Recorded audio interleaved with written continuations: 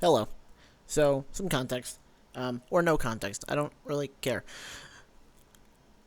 We recorded this podcast the weekend. I think it was either the weekend or the weekend after Guardians of the Galaxy Volume 3 came out.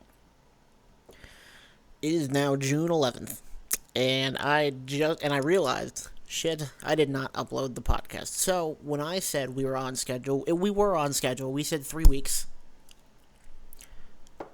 And at the time we recorded it, we were at 3 weeks, and we'd stuck to our guns. It's my fault. I didn't edit or even touch the podcast for another 3 weeks or whatever. So you have full right to put everything on me. My fault. I'm sorry. This will probably happen again.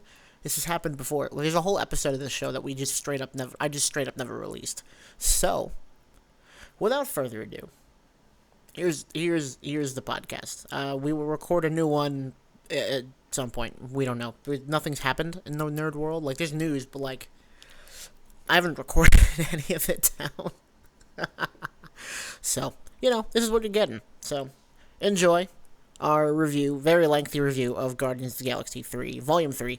It's very reminiscent to the way we used to do reviews, where we would talk for 2 hours and only talk about one episode, or one movie. So, peace out. Welcome. This is Chip Roasting. I'm Wally. I am somebody. I'm Brennan. I'm not Brennan. Sometimes I am, sometimes I'm not. We're roasting some chips.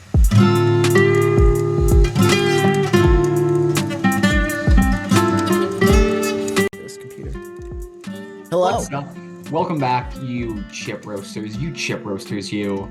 Roasting all those chips, listening to our podcast. You say it like an insult. Yeah. You chip roasters, you disgust me. Mm-hmm. Welcome back. Yes, it's been actually I think we're actually on schedule for once in terms of like Cool. what we said off That's there. nice. I feel like after the last episode, we planned out this whole elaborate schedule, and then we had totally forgot about it until I think I messaged you today, or maybe you messaged me about tomorrow. I And then messaged you we about went to tomorrow, and you're just like today. today. Yeah. Yes. So we're doing it now. Yeah. What is that? Let me let me give people some context. It's Saturday. Okay. We It usually is don't do Saturday pods, though. I feel like the last probably this in the year of 2023, we've done at least one other Saturday pod. We are much too popular to do regular Saturday pods. We're hanging in the outside doing It's not. things, It's not even just a buying Saturday things pod. at It's a the Saturday morning pod. It's still yeah, a morning. yeah. I'm usually hanging out with peers at like the big building with all the small little stores inside, doing like Mm. giving cash in order to receive product. So you're usually shopping. Shopping, yes, that is something I do I see. regularly I and know see. enough about it to say the word of what it is. I'm usually over there on the couch watching something. It's usually what I'm doing, and I was doing that for most of the morning because That's I had not me at all. What? Me just watching stuff and not going outside? No, never. never. Never. What's Um, entertainment? I'm sure there has been lots of news, and I'm sure everyone wants to hear our takes on the news Oh yeah. because the last two pods were very news heavy. This pod did not write down a single bit of news. We scrapped all of the news. we We we are told we we are censoring the news on this podcast. I We're guess not saying anything about it. I guess the only news like that's of major note and may impact some of the stuff we're watching. Probably Interesting. not because it's already done. Is the writers' strike? Oh yeah. It's the only thing that's happened between now and then. I don't know enough about it to really comment on it, but I it's the TV guild. It's the TV writers, right? Yes, yes, yes. I am well, it's not just TV, I think. I think it impacts movies too. Maybe I'm wrong about that. It I is have no at idea. least TV. I know the focus of it is TV. It's TV outside of animation because animation has their own uh guild. They may need to Mm, strike soon too because apparently their pay and stuff is even worse mm, and than like the live action guys. sure. Um, I am pretty happy for them here because, from what I can tell, they've just been barely scraping by here for the most part, even though they're making some of the best shows we've had. Yeah, And and it's now, and hopefully, because like the whole thing that really spurred this, I think, is is AI and big movie studios wanting AI to like be the Right script, primary writers and then have the writers come and like clean go it up. back And and fix it. Yeah, they're like, absolutely not. That would be way worse than us just coming up with organic ideas. that's So wild because there hasn't been an organic idea in Hollywood for about a decade. yeah, yeah, and imagine that, but then AI keeps looping the pattern over and over and Oh yeah, it would be way worse. It would be way Mhm. but way worse. And Uh-huh. like, and I know like there's been like numbers like kind of like floating out in the ether of like how much Yeah. they would make, and if there's a consistent stream of that money, I don't think there'd be that much of an issue. But it's not. You can't just like put it into a 40-hour week and then multiply that No, by 52. That's not how it not at all. works in this kind of in that kind of industry. It's not like every other job. So like the money Yeah, may seem high to a regular person, but like it's very very inconsistent. yeah, So 100%. So, we will see where all that goes. We'll see yeah. how this strike impacts television and stuff that we're going to receive over the next few years here. Mhm. I've been trying to look in to see how it impacted things before. I get mixed information of like, oh, it like heavily impacted stuff, or it really in the grand scheme of things didn't have that large of an impact at all. Yeah. I'm hoping that shows can kind of like that the writer's strike gets resolved, that the Mhm. companies kind of get down off their high horses and say, okay, we'll take real people instead of cheap computers. Mhm. But if it goes on for long, like I can suffer through a couple bad seasons of television here. Yeah. And I think we probably won't see that until like the spring season where it's really Yeah, impacted, yeah, where whether shows are getting pulled off the air because there's no writers or you know seasons get canceled, all that kind of stuff. I yep, think for the fall season, I would imagine most of that's probably already written, but I'm not entirely sure. yeah, yep. So, I actually do have one piece of news from a couple weeks ago. It's about Ooh, Aaron Taylor Johnson. He confirmed that oh, CinemaCon that Craven the Hunter movie will be rated R, oh, interesting. and its release date is apparently Interesting. slated for October, and the trailer will come out this summer. Nice. Which we had not heard much. We heard that it was a thing. We heard there's an actor for it, and that was it. We had not heard Yeah, anything past that, and now apparently we're yeah. getting it in October, which I way sooner than I thought Oh, it was going to happen. October of this year. Yeah, Oh, yeah, okay. that was Wow. my reaction at first too. I'm like, I did not expect that, but okay, cool. Yeah, because like the Marvels releases in November, and we've already gotten like a full trailer for that. Yeah, yeah. Well, I mean, that's been in the works for a while too. Like we've known about that movie forever. I feel like we knew about this in like October, and it's been turned around in like a year. It's kind of crazy. Yeah. Like, and I think I can't remember, but I do think this is how movies used to be kind of before Yeah, Marvel kind of like warped our perception of what to expect with like upcoming releases. Because it's like now it's like, oh yeah, if you don't know about a movie 3 years in advance, it is not happening. yeah. Well, and then the hamdemic didn't help at all either, because Oh we yeah, knew about no. these movies, and then everything got shuffled around because of it. But uh, but yeah, it's kind of a weird turnaround or a quick turnaround rather. Mhm. But I'm excited for it. Hopefully, it's good. Yeah. And I also just saw that apparently Spider-Man No Way Home and Venom are on, or not No Way Home, Homecoming are on Disney Plus now. Yes, yes, yes, I yes, just yes. saw that. Yeah, because there was a big move that Marvel and Sony made together where through in agreement, Spider-Man, Sam Raimi's Spider-Man trilogy 1, 2, and 3, Hmm. the first Andrew Garfield Spider-Man, Amazing Spider-Man, and Spider-Man Homecoming are all on Disney Plus now, Oh wow. which is huge. And then Venom was added as well. I Hmm. think that's it. The I would Amazing imagine the other one's Spider-Man, gonna come as later. I would imagine. yeah, it was weird that the Amazing Spider-Man 2 did not make it like at Yeah, it's all. I'm weird. not sure why. And I Whatever. don't I thought think it was interesting. I don't think Venom 2 made it either, which is just odd, but they I have the mean, that first. one's relatively new, so I don't. I mean, Yeah. yeah. But So, like it's not that new. Like it came out well, I thought it was last year. it came out 2021, I'm pretty Are you sure. sure? Well, 2022 was a blur, so I wouldn't be surprised. Like late 2021, early 2022, maybe. Yeah, that's what I was thinking. I don't know. No, or maybe it was summer of 22. Eh. all I know, it wasn't before I moved to my current location because I saw that in theaters, and I've only Yeah. seen two movies in theaters since I moved here, and Hmm. there was Thor and Guardians 3, which yes, I have seen Guardians 3 before Nice. it had hit Disney Plus. I am Still haven't pumped to seen talk Ant-Man and the about Wasp that. and Black Panther though. I was right. I just looked it up. Venom 2 released in October of 21.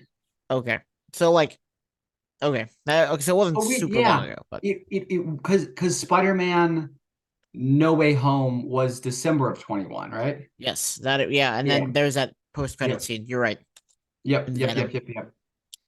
For some reason, I thought Spider-Man was December of 22, but I was like, no, it's what? No, that That was didn't make any sense. That not would not that. have made Yeah. any sense. Nope. But anyway, we don't have all that much to talk. It's not going to be that super long of an episode today, whereas the last two were almost at 2 hours because of news. Just think that you only watched two episodes of Visions, which if I had known that, I wouldn't have spent all morning watching that, and I would have just watched the first Oh, two episodes and watched Young Jedi Adventures instead. oops. But and then Guardians of the Galaxy 3, which I think will take up most of our time. So, what did it? Let me pull up what the first two episodes of Visions The were. first one was the paint themed episode, I'm pretty sure. Oh, that's right. That's right. That's right. And then the second episode was I really liked the animation style of Oh, this Screecher's Reach. Okay, yeah. Screecher's Reach. Yeah, I oh yeah, okay. I have a lot to say about Screecher's Reach. Yes. Let's see. Here it is. No, I don't want to. I don't want a freaking ranking. Just show me the episode list. Here we go. Okay. So let's dive into this to Visions Volume 2. At least the first two episodes. Yeah. The first one was called Sith, and that was by El Guiri, which is a Spanish uh, uh company, film company, animation company, whatever. It was directed by Rodrigo Blas. And they're known. He's known for. He worked for Blue Sky for a while, apparently, in the Oh, 2000s. He worked on Ice Age. He also worked with Pixar with Finding Nemo, The Incredibles, that's why Ratatouille, Blue Wally, Sky and La that's why Blue Luna. Sky sounds familiar. Yeah, yep. And recently he did Troll Hunter with Guillermo del Toro. Oh, And then they did an award-winning short in 2009 called Alma. So sweet. pretty notable work. And this was an interesting episode to say the least. It to me probably felt the least like Star Wars, but at the same time it felt a lot like Star Wars. Yeah, like it was interesting, and like we were also talking right before we hit record. For some reason, we decided to dive into all the cool podcast topics right beforehand. But yeah, I only seen the first two. One of the Mhm. things that you mentioned is you watched the first one in Spanish and the second one in English, and I was like, Yep. oh, I wish I could have known to put the first one in a Spanish with like English subtitles or whatever. Because one of the things I liked about Vision season one a lot is it was all in like Japanese. I'm like, I'm not somebody who watches anime all of the time. So a lot of the like the art styles are cool. So I like seeing that paired with the like with the language it was initially Mhm. conceptualized or created in. And for this season, I kind of felt like, oh, I have to watch everything in English here. And for the first episode, that was apparently not true because I just did not know. So I might go back and rewatch it in Spanish here. Yeah, I Uh, think there were four that I watched in English. It was the second one, the fourth one, and then the oh, okay. last three. Oh, so far five. Last three were in English. Well, Oh, all right. the second to last one was it's a Japanese American company, but Oh, it's so you could watch it Japanese or English.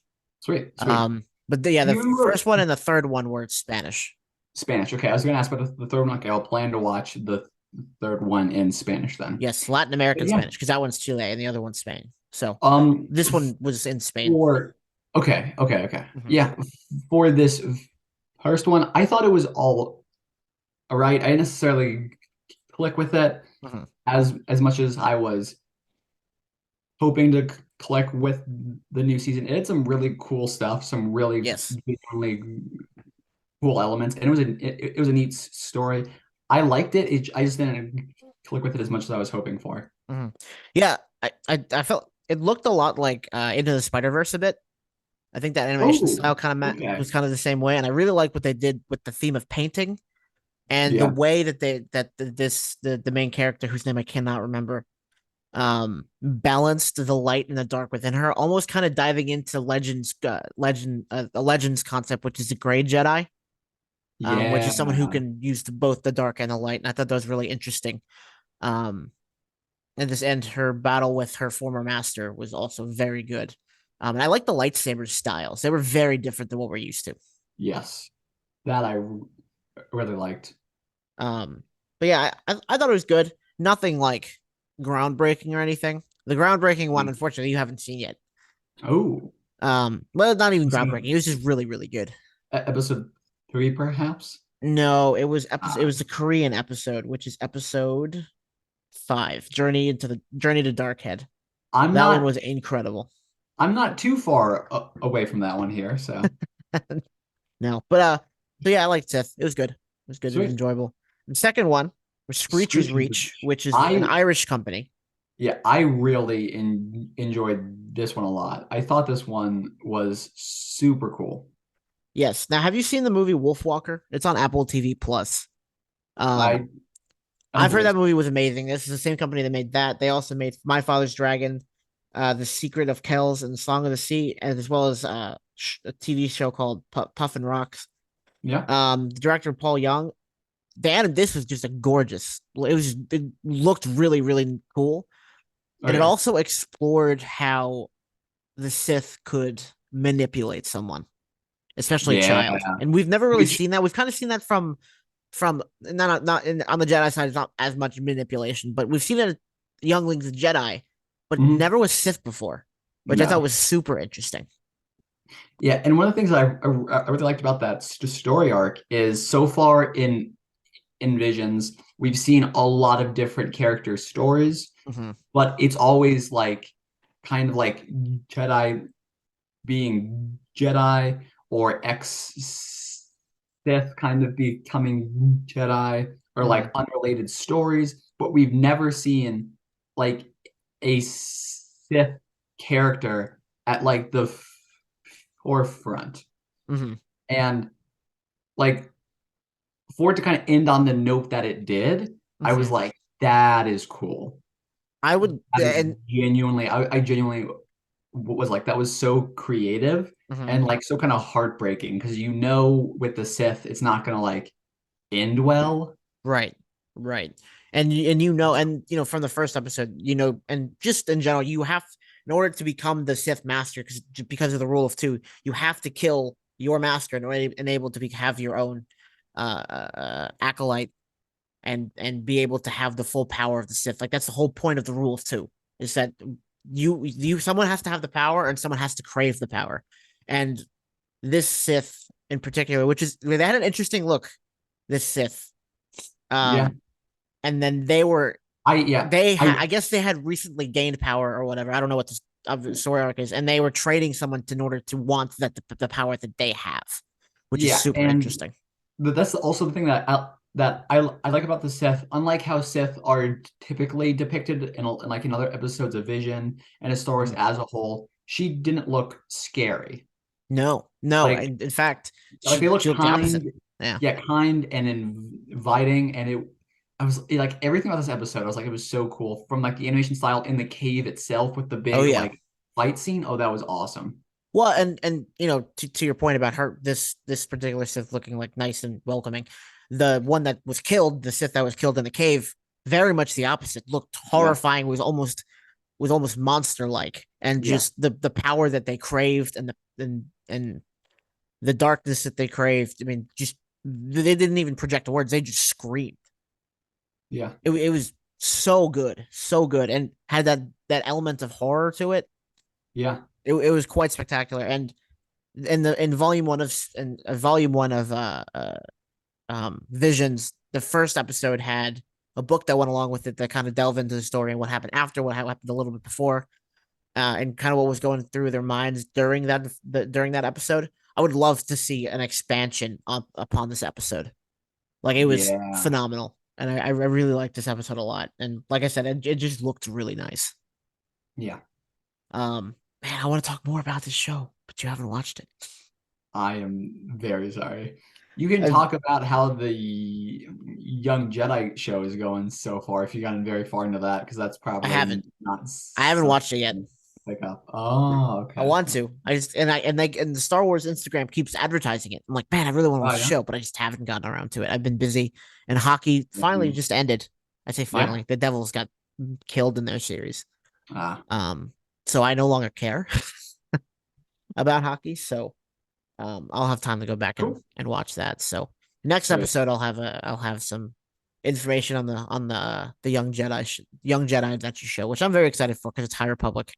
I will absolutely tune into this series finale when they're all brutally slaughtered by the Chosen One, of Man, I've course. seen that so many times, and then there's always that comment afterwards, like, "Dude, this doesn't take place during that time," because that would be really bad if it did. Yep. They're not stupid. Yeah, Star Wars has emphasized High Republic over and over and over and over. They're like, nah, no, This is a High Republic show. So these children and will then the live. comments are just like, "So Anakin," and they're just like, "No." Mhm. But Okay, yeah, I'm cool. excited for that. I kind of want to finish which reminds me, I should probably go to the store today. Get the rest of the comics. I need to finish the High Republic books. I have been Yeah. reading the same one for a month Oh, because hockey's just been on all the time, and I dang. just found no time to read. So Okay. Yeah, because you just generally like churn through books. yeah, not lately, not lately. Yeah. I'm actually in the middle of three, and I have not close to Yeah. finishing any of them. But so Guardians of the Galaxy. I feel like this is gonna be like a Volume 10-minute. I feel like this is gonna be like a 10-minute episode. Volume 3. I don't know how long this will go on for. We have a First, history of very long reviews. yes. What are your just initial like broad thoughts of about the movie? First half of the movie sucked. Second Oh half of the yeah. movie was amazing. So it balanced out to be a pretty good movie. In I hated the Interesting. first half of the movie. It was terrible. The second half of the I movie, I loved it. I love the entire thing from Really? like from start to finish. Like it like honestly, like this reminded me how good Marvel movies can truly be. I kind of feel like Yeah. I've been drudging through like the sludge that Marvel has been here recently. Not to say that their past movies haven't had a lot of cool moments here, but it's I ha- kind of like I'm yeah. watching this because it's like the MCU, not because I'm genuinely interested in this movie here. And this movie blew me away completely. I was like, oh my God, Marvel movies can be truly cinematic masterpieces here. Mhm. And yeah, that's just my like just initial thoughts was I love this movie so much. And it might Mhm. be because from the very first Guardians movie, Rocket Raccoon has been my favorite character. Mhm. And oh my God, was this Rocket Raccoon the movie? Yeah. Um I saw something online. I think it was from Jay Stubes on Twitter, not Twitter, TikTok. And she Yeah. said that this is a James Gunn movie first and an MCU movie second. Yes, And yes. I think that's what made it so good. Or Yeah, at least because most of like it. he was so focused on like the characters Mhm. and the story that like he wanted to tell, and it was like any other MCU stuff I'm adding that is secondary completely. My like what I'm trying to do at its core is tell a very like emotionally grounded story, Mhm. and he knocked that out of the park. And I think something that this movie did well that I think the others did kind of the other projects recently have done kind of poorly. To your point, he didn't try to put every single MCU thing in here. He just Yeah. like connected what he had to and then just Yep. made the movie. Like he wasn't trying to like add Easter eggs here and then. Maybe he did. I didn't catch any of them because I wasn't trying to. But he didn't try like, oh, here's this, here's this, here's that, here's this. This will connect to this later. This will connect to that later. No, he's just like, all right, here's the Guardians of the Galaxy, and here's a couple things that were from the last movie. Have at Yep. it. And yeah, like the absolute funniest thing I saw is in an interview, he was like, I am eternally grateful for uh Thor of and Thunder Mhm. for that to address Thor and the Guardians of the Galaxy and like how they parted ways because Yeah. straight up I was not planning to touch that in my movie at all. I was not going to address it. That was not part of the story that I had planned out from the start. I'm just going to go straight in. So I'm very, very glad that there is some closure of what happened to Thor and the Garden Tree together because I was going to ignore it. It was kind of like the whole thing with Grogu in Star Wars. Somehow, Thor disappeared. Yeah, right. Right. Yeah, and Uh, like the beautiful thing about this movie too, I think is like the beautiful thing about this movie is it was a true conclusion to yes. like the series. It felt like a true trilogy, and it's like there's closure. And Hmm. no Marvel movie recently has offered any kind of closure at No. all. No It's Marvel always been like, anything. oh yeah, here's what's coming next. Here's what's coming next. Here's what's coming next. It feels like you're watching episodes of TV that are very spaced out. Yes. Yes. This I felt agree. like this felt like a contained movie, a contained story.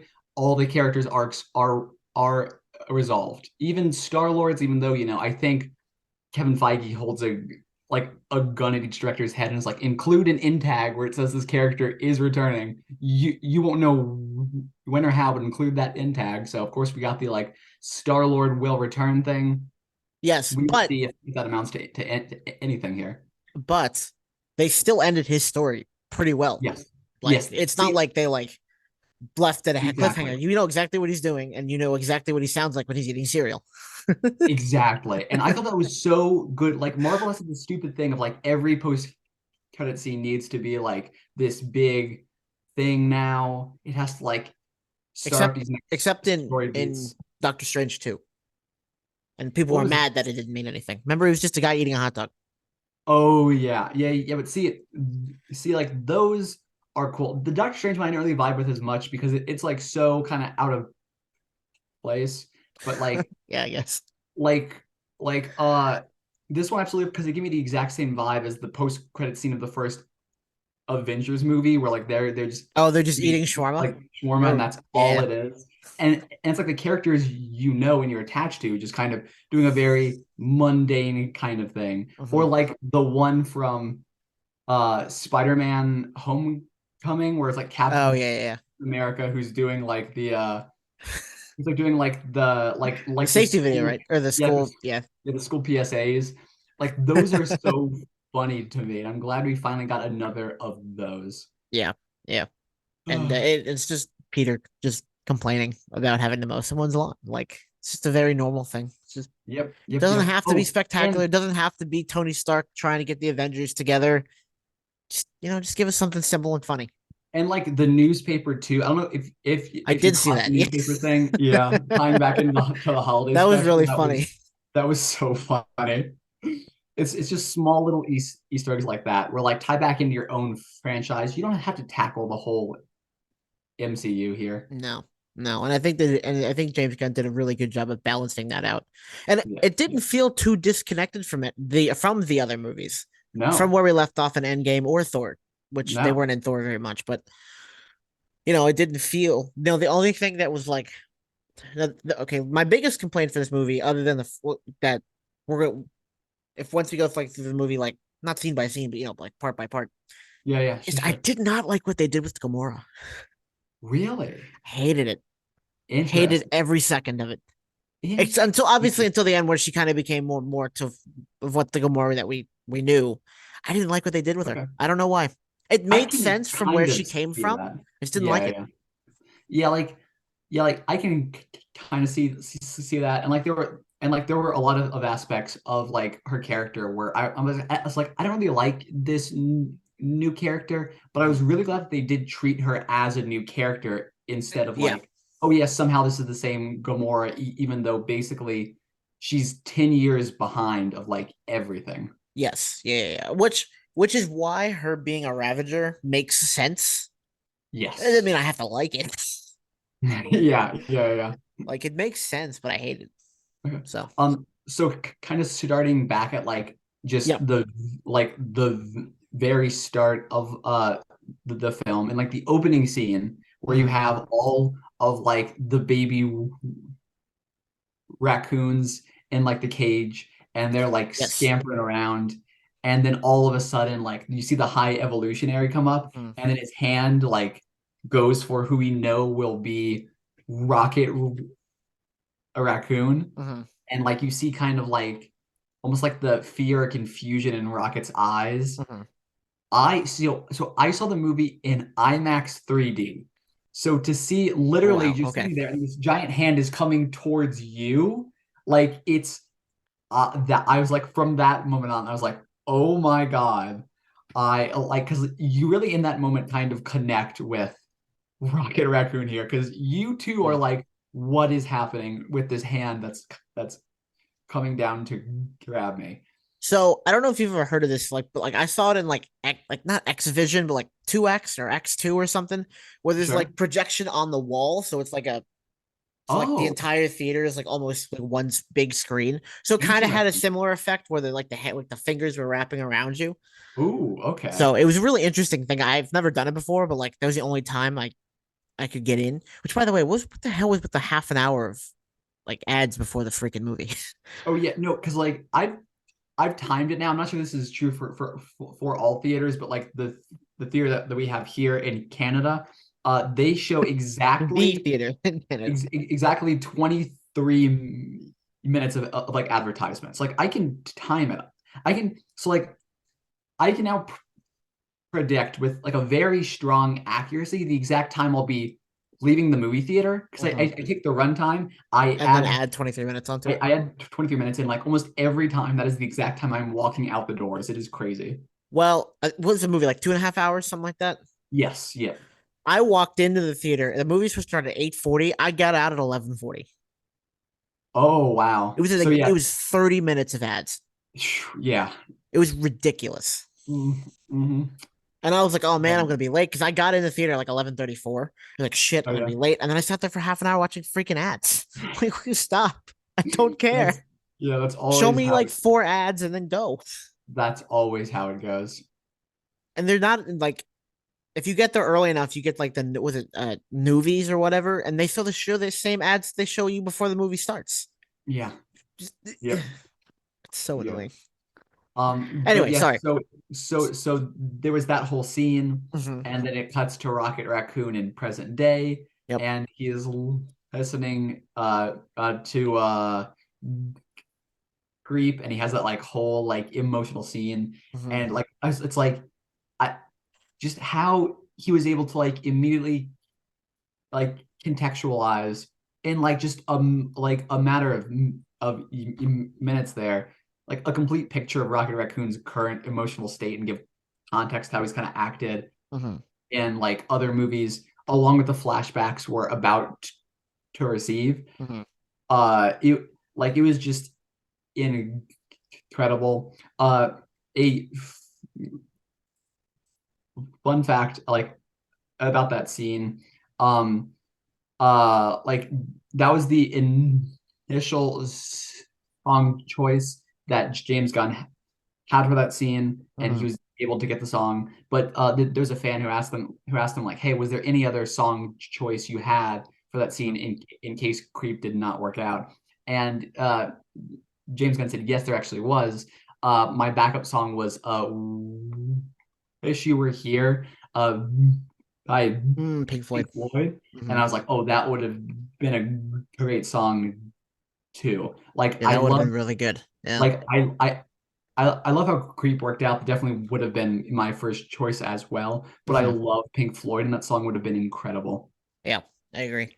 Um, And it was cool to see Rocket kind of taking this more like responsible role. We kind of saw it a little bit in the holiday special. We've kind of yep. seen it in like past films before, but like here he truly was. And in here, Star-Lord was a complete wreck. Yep. Yep. Because he's still coming off of not actually having Gamora, like the original Gamora that we know, and Yeah. just Yep. the Yep. Yep. events of Endgame. Which Yep. I'm glad we're still kind of touching on that because like a lot of the shows have just been like, oh yeah, Endgame didn't Yeah. happen. Right. Let's look into No. the future. I'm like, but this is like a Yeah. Like major event that happened in everyone's life for the most no part. emotional consequences Right. even to people who we've seen them like reappear from the snap or like had loved ones reappear, whatever. They're like, oh yeah, everything's fine now, la di da.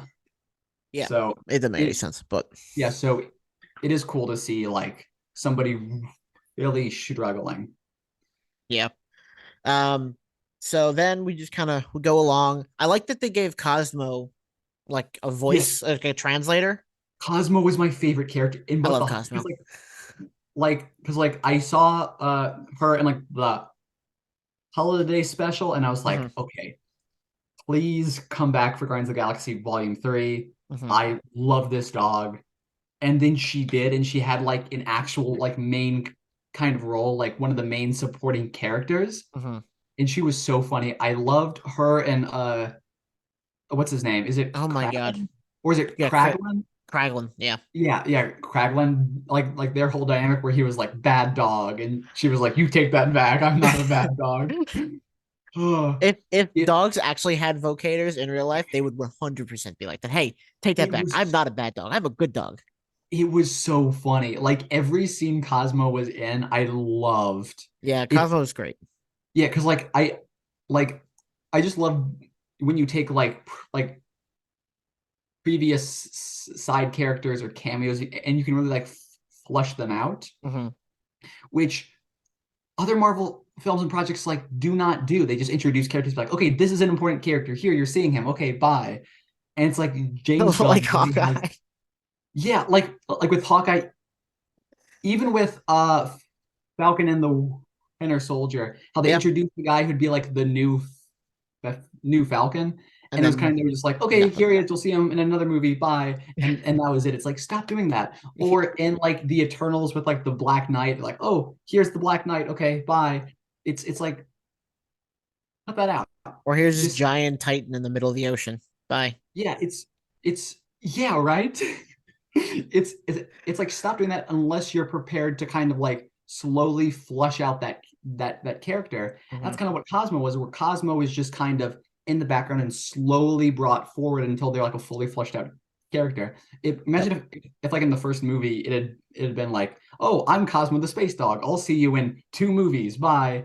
And then just left. It's like that wouldn't have been satisfying then, and the payoff wouldn't have been that great. But the way he was Right. able to do that, it was so smooth. It worked perfectly. Cosmo is like one of my favorite characters now. Well, in that same vein, they brought back Howard Duck too, but again, just kind of a background character. Yeah, but But like like that's there again. also fine. Yeah, like it can just be a cool Easter egg. Marvel, you need to slow down.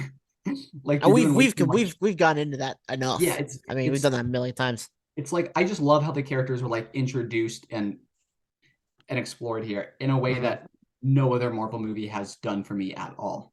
Yeah, yeah, and it was really interesting to kind of give an origin story this far into a series or a Yeah. trilogy, and it still seem really fresh and make the story still really good and not feel like that origin story was necessary at the beginning. Yeah. And feels planned. Like it Yeah, genuinely feels yeah. planned. And because like I've seen a lot of other people and I want to go back and rewatch the original movies because of Hmm. this. A lot of Hmm. people have been like, "Oh, I'm watching volume 1 and 2." In the context of 3, all of Hmm. these lines make perfect sense now. And I've Yeah. seen like scenes and clips and it's like this was so planned. And James Gunn has said, like, yeah, this is always the story I want to tell. I have this, planned out in my mind from day one. That Yeah. here's how I wanted the story to end. And no other franchise within the MCU feels like that. Like No. when I saw Thor: Love and Thunder, I had no drive to go back and watch the old Thor movies. When I saw Ant-Man and the Wasp: Quantumania, I didn't really have a drive to go back and watch the old Ant-Man films. Even though I Hmm. love the old Ant-Man films, I'll watch Hmm. those regardless. But Ant-Man 3 didn't make me want to go back and watch the first two from the start. But Right. Right. Guardians really did. Hmm. Yeah. Yeah, it was really good, and more to what I said earlier. I didn't like I said I didn't like the first half, but I did really enjoy all the parts. And it just kind of might seem sick to say, but I did enjoy the flashback scenes. Not enjoy, but Yeah, yeah, but like yeah, it's they like very much did not. I did not enjoy them. They were horrible to watch, but they were good. yeah, like That's what I meant. it's so weird because I'm on the exact same boat with those scenes where it was brutal and I was tearing up through most of Hmm. them there, but like they were done so well, where the high evolutionary felt like a true Marvel Villain. villain, Hmm. where I haven't been scared. Like even Kang, I'm not scared of Kang. I'm not scared of or the God Butcher here, even though I I love how I Christian think Bale portrayed him. He Gore was scary, but not, you know, had Gore not died, I think he would have gone the same way as High Evolutionary. But because he died, I think interesting. I think Like, maybe he would have been one of the more intriguing villains. Because, like you said, I mean, he was phenomenal. I really like Gore the God Butcher. yeah, Probably one of the better MCU villains we've got. But yeah. we But have like, not I mean, even through what I was seeing, no I'm stakes. I was not scared of him. Hmm. Like I haven't really been scared of a Marvel villain in a long time. The High Evolutionary terrified me. Yes, yeah, because he was literally playing God with Yes, yes, animals, and that yeah. was it was sickening. It really should have had a trigger warning at the beginning. Because Oh, yeah. if you're not prepared for that, you're gonna hate the movie because It it was was brutal. terrifying. It was brutal. And because like I mean, they gave you a reason to really hate uh to hate the villain here, which I don't think Yeah. other Marvel films have done. They've been like, "Oh yeah, they're bad, but just kind Oh, of bad trust guy. us on that. They're bad because in the comics they were bad and we're telling you and they're fighting the hero, blah blah blah." But It's like here here, is your hero. Here is your hero, but bad. yeah, yeah, yeah. And so it's just like you remove from the context like this is a bad guy who needs Yes. to go down. Yes. Yes. And I yeah. Uh, outside of the flashbacks, it's like it's weird because usually in stuff I'm watching where like it like cuts that heavily between like present day and flashbacks. I that like my eyes just kind of glaze over and I tune out like Book of Boba Fett. But here, for somehow it was done very well for me, where I felt invested in both plot lines at the same time, and I I was terrified for Rocket Raccoon in both of them because in like the flashbacks, I was yeah. like, oh my God, he's getting tortured, and then Yes. the main line, I was like, he is going to die. Yes. I don't like how they approached the whole breaking into the what is it, Aura Corpse or whatever it Oh was called, Orga Corp. yeah, I did not like any of that any of those scenes, to be honest. interesting, It just felt too early MCU ish. Like it just felt I don't interesting. know. I don't know how to describe it. I just didn't like it. Um, Yeah, I really didn't like. I don't. For me, the movie didn't start going getting real good until they got onto or that part of the story until they got onto was it the like Counter Earth? Is that what it's called? I think that for yeah. me is where things picked up and the story got All really right, really good. all right, yeah, Um, and I will kind of agree with you to a degree there mhm. because one of the things I felt and like it's really hard to have a good trailer and not like spoil some elements here, Yeah. but I felt with the trailer it spoiled way too much of like what happened prior to Counter Earth Hmm. because like he's mourning Gamora and all of that. And then Nebula's like, oh, I have a contact. It's supposed to be this kind of mysterious thing. But from the trailer, we know there are a lot of scenes of Peter and new Gamora Hmm. interacting. So when I kind of heard that, was like my brain was like, oh, it's gonna be Gamora. Here's how it's gonna go down. Here's what we're about to see, and that I just did not like. Yep. So like it also kind of got a lot better for me during the Counter Earth parts because I was like, okay, this is more of what I haven't seen from the trailer yet. Yep. Because the trailer, but even just a lot of scenes, I was like, okay, I know what beat to wait for because I've seen it in the trailer a million times because they play Hmm. these trailers nonstop. Yep. Yep. Well, and you go to movies all the time, so you've probably seen that movie like you've Yeah. probably seen that trailer like 18,000 times. Yep. I have YouTube Premium. I don't see ads anymore, so I have That's not right. seen the ad a million times. Oh, that's right. Um, so But yeah, yeah. with the whole like Orgo Corp thing, I Hmm. did feel like the design was a choice and like this Yeah, is style of things. I still like that whole scene and that whole dynamic and a lot of the jokes and stuff that like got made, but I can see how that might turn off someone else. yeah. It was almost like too goofy, and like it Yeah, was yeah, too much of it. Like, and it was like too goofy, especially with the contrast that we were having with such a serious story with yeah, Rocket. I don't yeah. know. Maybe that's what it was for me. It was just Okay. a little too goofy, if you know what I'm saying. Yeah, like I did appreciate the attempt to kind of balance it out though, because it was going to be like Hmm. a dark story regardless, and if they just didn't have any kind of humor in there, that would have been a painful film. So I was Yeah, like, yeah. so like even though there were times where they were kind of like joking around, it's kind of like guys, hurry up and save your friend here. Hmm. I appreciate how it kind of took some weight off the story, even if just temporarily, because like for the first half of the movie, I was like, Rocket is going to die. I am not prepared for this. Right. Real quick before we move forward, we have not brought up a certain gold being. What the Yes. Oh hell? yeah. What the fuck was it with Adam Warlock? Like I hated that so much. He got better I as the movie went on. What the hell was that? see. I was watching it and I was like, oh, I know hardcore Adam Warlock fans are Are gonna going be to hate this pissed. based on just what I've seen when people talk about Adam Warlock. They're going to hate this. He's like But one of the smartest beings in the fucking galaxy. yeah, like I'm I not like a big hardcore fan. I just know like a lot about him.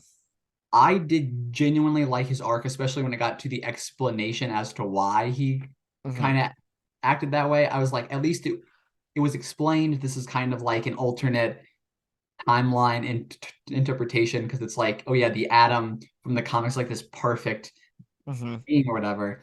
And this Atom was supposed to be, but the High Evolutionary removed him from his cocoon too soon. So he's like a child's brain basically inside of like the most powerful being's body.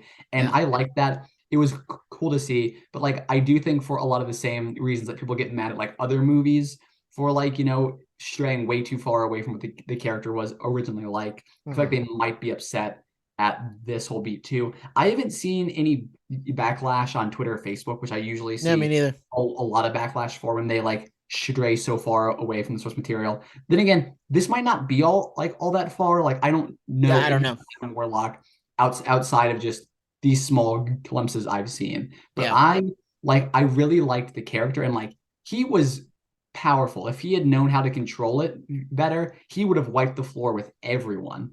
I, But like he just yeah. didn't know how to control it yet or think correctly yet. At the end, I ended up liking him as a character, but at the beginning, I'm like, wow, this is like he's almost, and this kind of goes up with the goofiness factor. He was almost too stupid. It's like, come on, just why? What was the point of making him that dumb? And then they did explain it off, but like Yeah, yeah, I don't know. It was I didn't love him at first, and then he did go back and he made some good decisions eventually. yep, I'm excited to see where they go from here with his character if yeah, they decided to move forward yeah. with him. But Yeah, like because even if they continue or if they decide to kind of just stop, because this could be the end of like all of the arcs, and if so, like they did resolve enough things for like me as a fan mhm, to be satisfied here. It would mhm, be cool to see him again, but like unlike other Marvel projects, as is gonna be yeah, my catchphrase here, it did felt like I don't feel like oh I have to see him again in order for his story to feel no, complete. no, yeah, we just kind of know we know what they're doing. They're being the Guardians of the Galaxy. Yeah, But we don't really need to know much more than that. no, Um, let's get to Rocket's friends, which yes. is the most Oh my heartbreaking God. part of the movie, Oh my God. Yeah. especially towards the end before Rocket, you know, Yeah. yeah. So It was Rocket, so brutal. Rocket was a part of a group of tested animals. It was Group 89, Yep. Yep. Yep. and there were Which. four others. It was a walrus, a otter, Mhm. an otter, Yep. and a rabbit. Oh. Yep. But A all rabbit. of them had replaced limbs or replaced body parts or whatever. In my They opinion, the most yeah, heartbreaking one was the rabbit with the spider I legs and the no mouth. That yeah, was that broke my heart seeing that. yeah, yeah. And the otter had mechanical arms, and the walrus had wheels instead of legs Yep. or flippers or whatever. I'm not entirely sure what a walrus have, Yeah. They but just it had had wheels. wheels. Yep. um, Yep. Um, but yeah, I I do like how they were just referred to as like Patch 89 and the High mhm. Evolutionary didn't give them any names Nope. of their own. It kind of reminded me of like Clone Force 99, almost not in Hmm. terms of like what created them at all, but just because Hmm. they're not like the standard uh like they don't look how you kind of conceptualize them as like being like supposed to have been looked. Did that make sense? No. They don't look like the animals are supposed to look like. Yeah. Yes. But even so they're kind of like a close unit who's kind of Hmm. sticking together there. It's kind of like Yep. the only tie-in. Hmm. It was just kind of like a neat thing to see. And, And them kind of being able mhm. to get some light in this dark situation from each other and the conversations we got to have, and Yep, them playing tag. That was so it adorable. was. And we slowly found out that Rocket was a genius, which we all knew already, but we didn't really know why. High Evolutionary kind of didn't really know why, but the other animals were very much not geniuses. Ugh. You could tell which was first, and then the otter was probably like the one right before Rocket, Yep, and the walrus was because probably first yeah, because because they just the level of intelligence. Actually, no, maybe the rabbit was first because it called itself Floor because it was laying on the floor. that was adorable, It by the was. way. It was. Um, yeah, but because we do know that Lila, which is the name of the Yep. otter, was created just prior to Rocket because the Hmm. otter is referred to as 89P12 Okay, and gotcha. Rocket is 89P13, but P13. we Yep. don't know the other one's numbers, nor do we know what happened to all of the numbers we don't see. Right. Right. Um, and yeah, like you said, the bond between them, just like you said, finding the light in the darkness, they all bonded over the sky and their will Yes. to want to leave and be able to go see the sky and their new planet because they knew about the planet because they were smart enough to know, but they Yep. didn't know that they weren't gonna go. And Yeah. Oh, Rocket that was such a heartbreaking scene. accidentally helped them figure out. Not, I guess it wasn't accident. It was accidental on the High Evolutionary's part. He accidentally helped them find out what was Oh, wrong with the animals that they were creating oh from yes. through Yeah, yeah. evolution because he's like, oh, you just this, and that, and he's just like, how the hell did you know that? Yeah. Rocket didn't know how he knew that. He just knew it. Yeah, like the evolutionary was pissed off because like Rocket and the others were supposed to be like this insignificant stepping stone on Hmm. the way to perfection here. We can treat Rocket Raccoon like a pet, Yep. basically, instead of another sentient human being. Even though how he treated them, you shouldn't treat pets like that Right. either here. Right. But he saw him as a very insignificant kind of a life form who can just keep around him. Yep.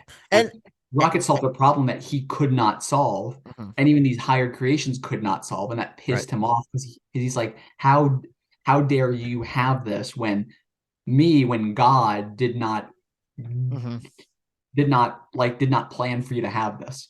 Right. And it was interesting because that's a good contrast with the scene that happened a little bit earlier, where they were looking out onto the planet, and he had Rocket in his lap teaching him, math and calculus or whatever, and was started telling him about the plan, and then just even in that same scene, he's like, "You're not going.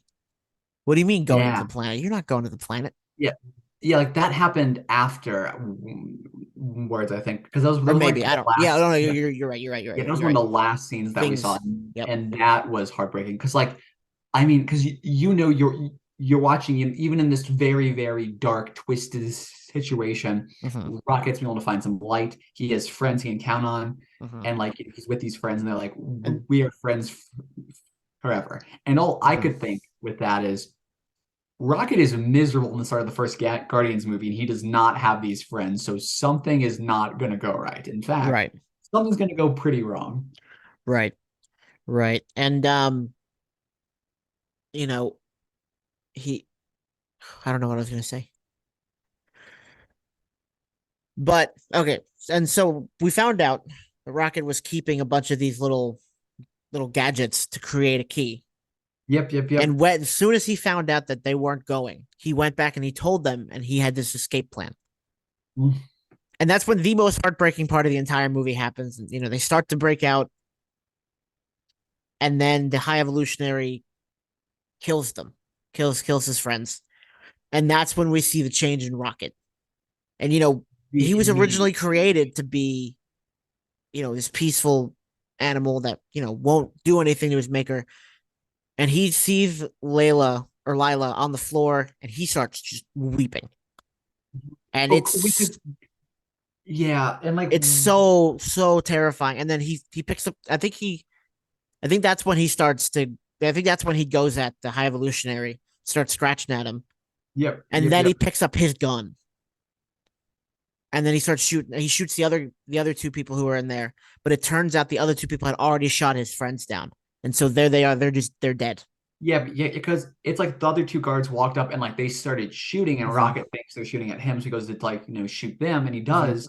Then he turns around and see that they were not aiming for him at No, all, they had and that gotten scene broke Floor my heart and Tusk completely because you have or Teeth. Floor in like the back. We didn't even go into how they chose all of their names, but it was at Mm-hmm. one point like, oh, we should have names. So Yep, Lila named herself. The otter's named Lila. We have the walrus who's named uh it's Teeth.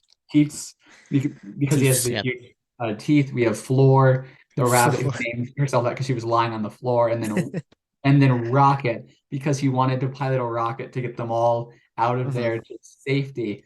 And so like Lila's been shot. I don't know if I'm gonna be able to like get through all this here, but like so Yep. Rocket's like scratching the High Evolutionary's face, really messing him up here. Mm-hmm. And you have Floor in like the back, who's like Rocket Floor Rocket Floor Teefs go now, Rocket Floor Teefs go now, Rocket Floor Mm-hmm. Teefs go now, over and over and over. And like that broke my heart. Like Mm-hmm. I was like, I'm not gonna be able to who just seeing that it was such a pain and like a brutal scene. And Marvel really hasn't done like truly brutal scenes in like a while. I think the closest might be Spider-Man No Way Home, where like Peter Parker is fighting Green Goblin and he is pissed. Just Um, does not yeah, stop. He's just hitting him. Just all yeah, the rage within him just unleashed at the time. Yeah, but like and that's this, what happened I with mean, Rocket. And later on, we find out that he just completely demolished the High Evolutionary's face. Like yeah, there's and like nothing left. yeah, because it was just such a painful scene, and like when you hear like Rocket's true rage, like just like his what is truly his best friend in the world Mm-hmm. right now because of where his lifestyle has just been murdered by his creator in front of him. He lets out this like guttural kind of like scream of like agony, Mm-hmm. and then the High Evolutionary just screams back to like Mock him. mock him as if he's like a stupid child. It's like that is brutal. Yeah. And that shattered my heart. And then Rocket like lets it all out. But then like in his rage, his two other friends are like killed. Not that he could have saved them, but it's like this impossible situation. And then he's like just able to like scamper off and like he's being shot at now, but like he gets in the ship and like he makes a break for it. He's just flying away and he's like sobbing or whatever. Mm-hmm. He's just very emotional. And And yeah, that you can that episode, see the exact moment where he becomes the Rocket we know. yes, yes, The yes, exact moment is when he picks up that gun and starts shooting yeah. those other security Oh my guards. God. It It was was such a brutal. raw emotional scene, and James Gunn did such an amazing job directing it, Such an amazing job. especially because and I have to give a lot of credit to the actors because there was no one on set for that. It was just them and I guess puppets. But I like yeah. Yeah, I've not like tons of credit to the actors for making that I scene even better. And Bradley I Cooper, don't know how they did it. and I I don't also know think how they did Sean it. Gunn was the voice of Young Rocket. if I remember Yes. correctly. Yeah. There were 3 or 4 total voices for Voices, Rocket yeah. as All the of them alien. did a phenomenal job in this movie. Every single Yes. one. They were fantastic. Oh, Also, his very first word, the very first time he ever spoke, where he just said hurt. hurts in the Hmm. most oh God, that broke my heart. It was Hmm. oh man. And then so they're on. I guess they're on Counter Earth now. I think. Well, I don't remember. like before we get there with like with when Rocket's making his escape in that orange ship, I had Hmm. seen like the Lego sets for Guardians of the Galaxy Volume 3 beforehand, and one of them was the orange ship, and it had Oh, like cool. baby Rocket in it. And it's like, oh, this is an awesome ship. I'm so buying this after I see the movie. It'll be awesome. Then after the movie, I thought about this ship, and I was like, this is literally the ship he's escaping in after he's watched all of his friends being murdered, and he's like sobbing. And he's the most devastated he's ever been while he's Yep. in this ship. Why is this a Lego set? Oh my God. Like I get it. I understand it's a super cool ship, super cool set, but I was like, can I buy this and build this and be emotionally okay while I'm building this set? Because the whole scene of that ship is in is heartbreaking. Yeah. Yeah. Yeah. Um. So then But I yeah, believe they're on Counter Earth yeah, now. you're right. They're on Counter Earth. They do this weird, They like, tracked coming there. I don't remember yeah. exactly how it happened. Like it did feel very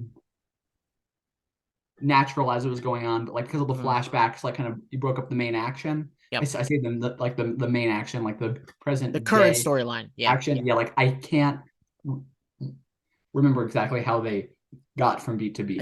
I think they just found the High Evolutionaries location for whatever reason. Whatever. Yeah. And then they did like there's like this weird stop at someone's house, some weird bat lady's house.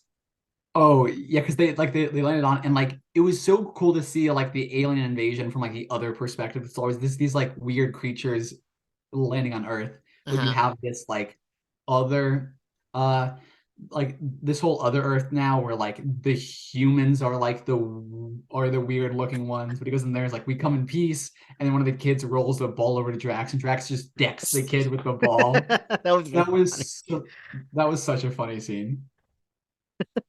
Um, but yeah, so they have no idea where they're going. They have no idea what to look for. So they're at this like Bat Lady's house trying to communicate. And it was kind of cool to see that they don't just like speak English here, which I feel like Yep. it's like overused way too much. Hmm. Um, but they finally figure out, oh, it's the giant pyramid that is so out of place here. That's where you need to That thing go. over there. Um, Because he drew but like a yeah, really crude picture of that guy he was trying to find. that was so when And you do the picture, and then Drax and everybody was like, "That's so good, Peter. and Can I have that after?" And Peter's like, "Oh Drax yeah, like, can I sure." put that on my fridge? Yeah, it was so funny. The whole thing where Drax was like laying down on the couch, like Drax, sit up. Like, but Yeah, then why else is this here? So people can sit shoulder to shoulder to sit up. yeah. And then Drax was like, "Oh, and it can only have that one use, huh?" I mean, truly, it's everyone's reaction. It's like, oh, come sit down, and you're just like the only one that's like, I want to lay down on this couch, Yeah. but I can't. Oh. Yeah. So then they like go to the pyramid, and it's Drax and Mantis who are staying behind to like Mhm. guard Rocket in the ship. So it's And Quill, Groot, and Nebula who are about to drive off. before that happened, and this is another thing I hated about her character. Oh yeah. Um, Gamora tried to contact one of her other people, one of the Yeah. scavengers, and then like just didn't know it wasn't his voice. Yeah, right? Like, That was so dumb. And then she sent them coordinates. yeah, That was so stupid. I hated that. I hated yeah. that so much. I'm like, that why? At least it was Like, only Adam Warlock and his mother person. But yeah, and like I think it it did make sense for her character. I do think it made sense for her character. It's just I didn't like her character. yes, me Although I neither. did like again that it was a different character. I have, very complex. You like that it was a different character, but that different character you didn't like. Yes, Okay. although I thought she was a good character, but I just Yes. personally, yeah. So I I several, I, I see Yeah, what you're yeah, saying. I yeah, see what you're saying. yeah, yeah. Um, She was a but yeah, good, so not good, Adam good Warlock character. was on his way there, but like they're leaving, and it was like this super funny bit with like the car, like Nebula, with because it's so funny with like all the technology that like they have, and they get to like old kind of Earth technology, and they're like, how does this work? Where it's like push the button, and she pushed the keyhole, and Peter's like, it looks like you're pushing the keyhole, you're pushing the button, and it was that just that whole scene was so funny to me. Um, The design was terrible. Um, oh man, and it is kind of crazy. It's kind of crazy that in that scene we got the first F bomb and like the whole oh yeah. MCU, which was crazy that it was that scene. Like, Didn't didn't Mantis call someone a dickhole at some point too? There's a lot probably of cursing in this movie. yeah, I would not be I would not be surprised. But I love that whole scene. And then Peter was like, all right, let's go. And then he couldn't drive stick shift or whatever. He just couldn't drive. He just straight up Oh couldn't yeah, drive. yeah. Yeah, like he could. I don't know if it was manual or automatic. I'm assuming it was automatic then because he had the line was like, I left Earth when I was 8 years old. And it was like this is the line he had was like, oh, if you think you can do better, you can try. And Never was like, all right, I'll try. And he was like, no, I'm driving. That was don't actually. But but yeah, It really is funny having like an Earthling with all these like intelligent species, and he's like not dumb by human standards, but he's still kind of dumb. yeah. But anyway, so they get to this pyramid. They go see the High Evolutionary who is expecting him, which also that what they call it, the War Pig and that other weird bird thing. Yeah. That Hated those. was They are so creepy. yeah. Yep. What I think they called them hell somethings by the end. Hellspawn, I Hell think. spawns, yeah, because they're like an amalgamation of different animals and robots. Yep. They were creepy as hell. Yep. But anyway, they get there. They kind of defeat everyone and get the person they wanted to get. Yeah, that whole scene with the high evolutionary was great, where like they Yeah, walk in and then he's like, "I am not speaking to you right now," and he would not speak to them until like they caused this huge disturbance, and he was like, "How dare you?" And Peter Quill's like, "Oh, now you want to like to talk to us here." They just characterize the high evolutionary so well in yeah, a way that I don't think has been done with a Marvel villain in forever. yeah. I agree. Like that actor is just straight up great. I Yeah, loved he him. was great. I I loved him in Peacemaker, and I loved him in this. I did not know he was in Peacemaker. Nice, Oh yeah, and his role in Peacemaker is incredible. nice. Yeah, All right. But yeah. So and then they kind of beat him, and they get the guy. They jump out of the window that was that as it's was going up into space, and then Groot grows wings.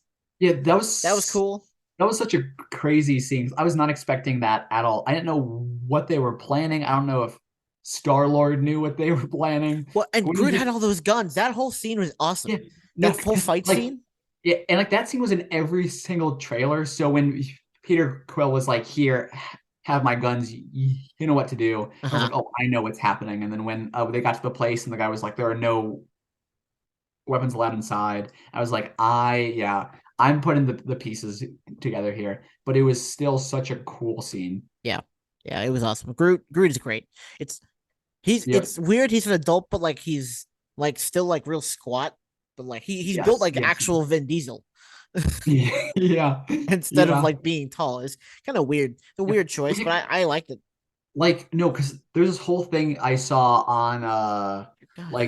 like on Twitter talking about why. Because also one of the things I assumed forever, and I may have talked about it on the podcast before, but I Mm-hmm. had assumed that the Groot that we were with now was just a reincarnation of like the old Groot. Mm-hmm.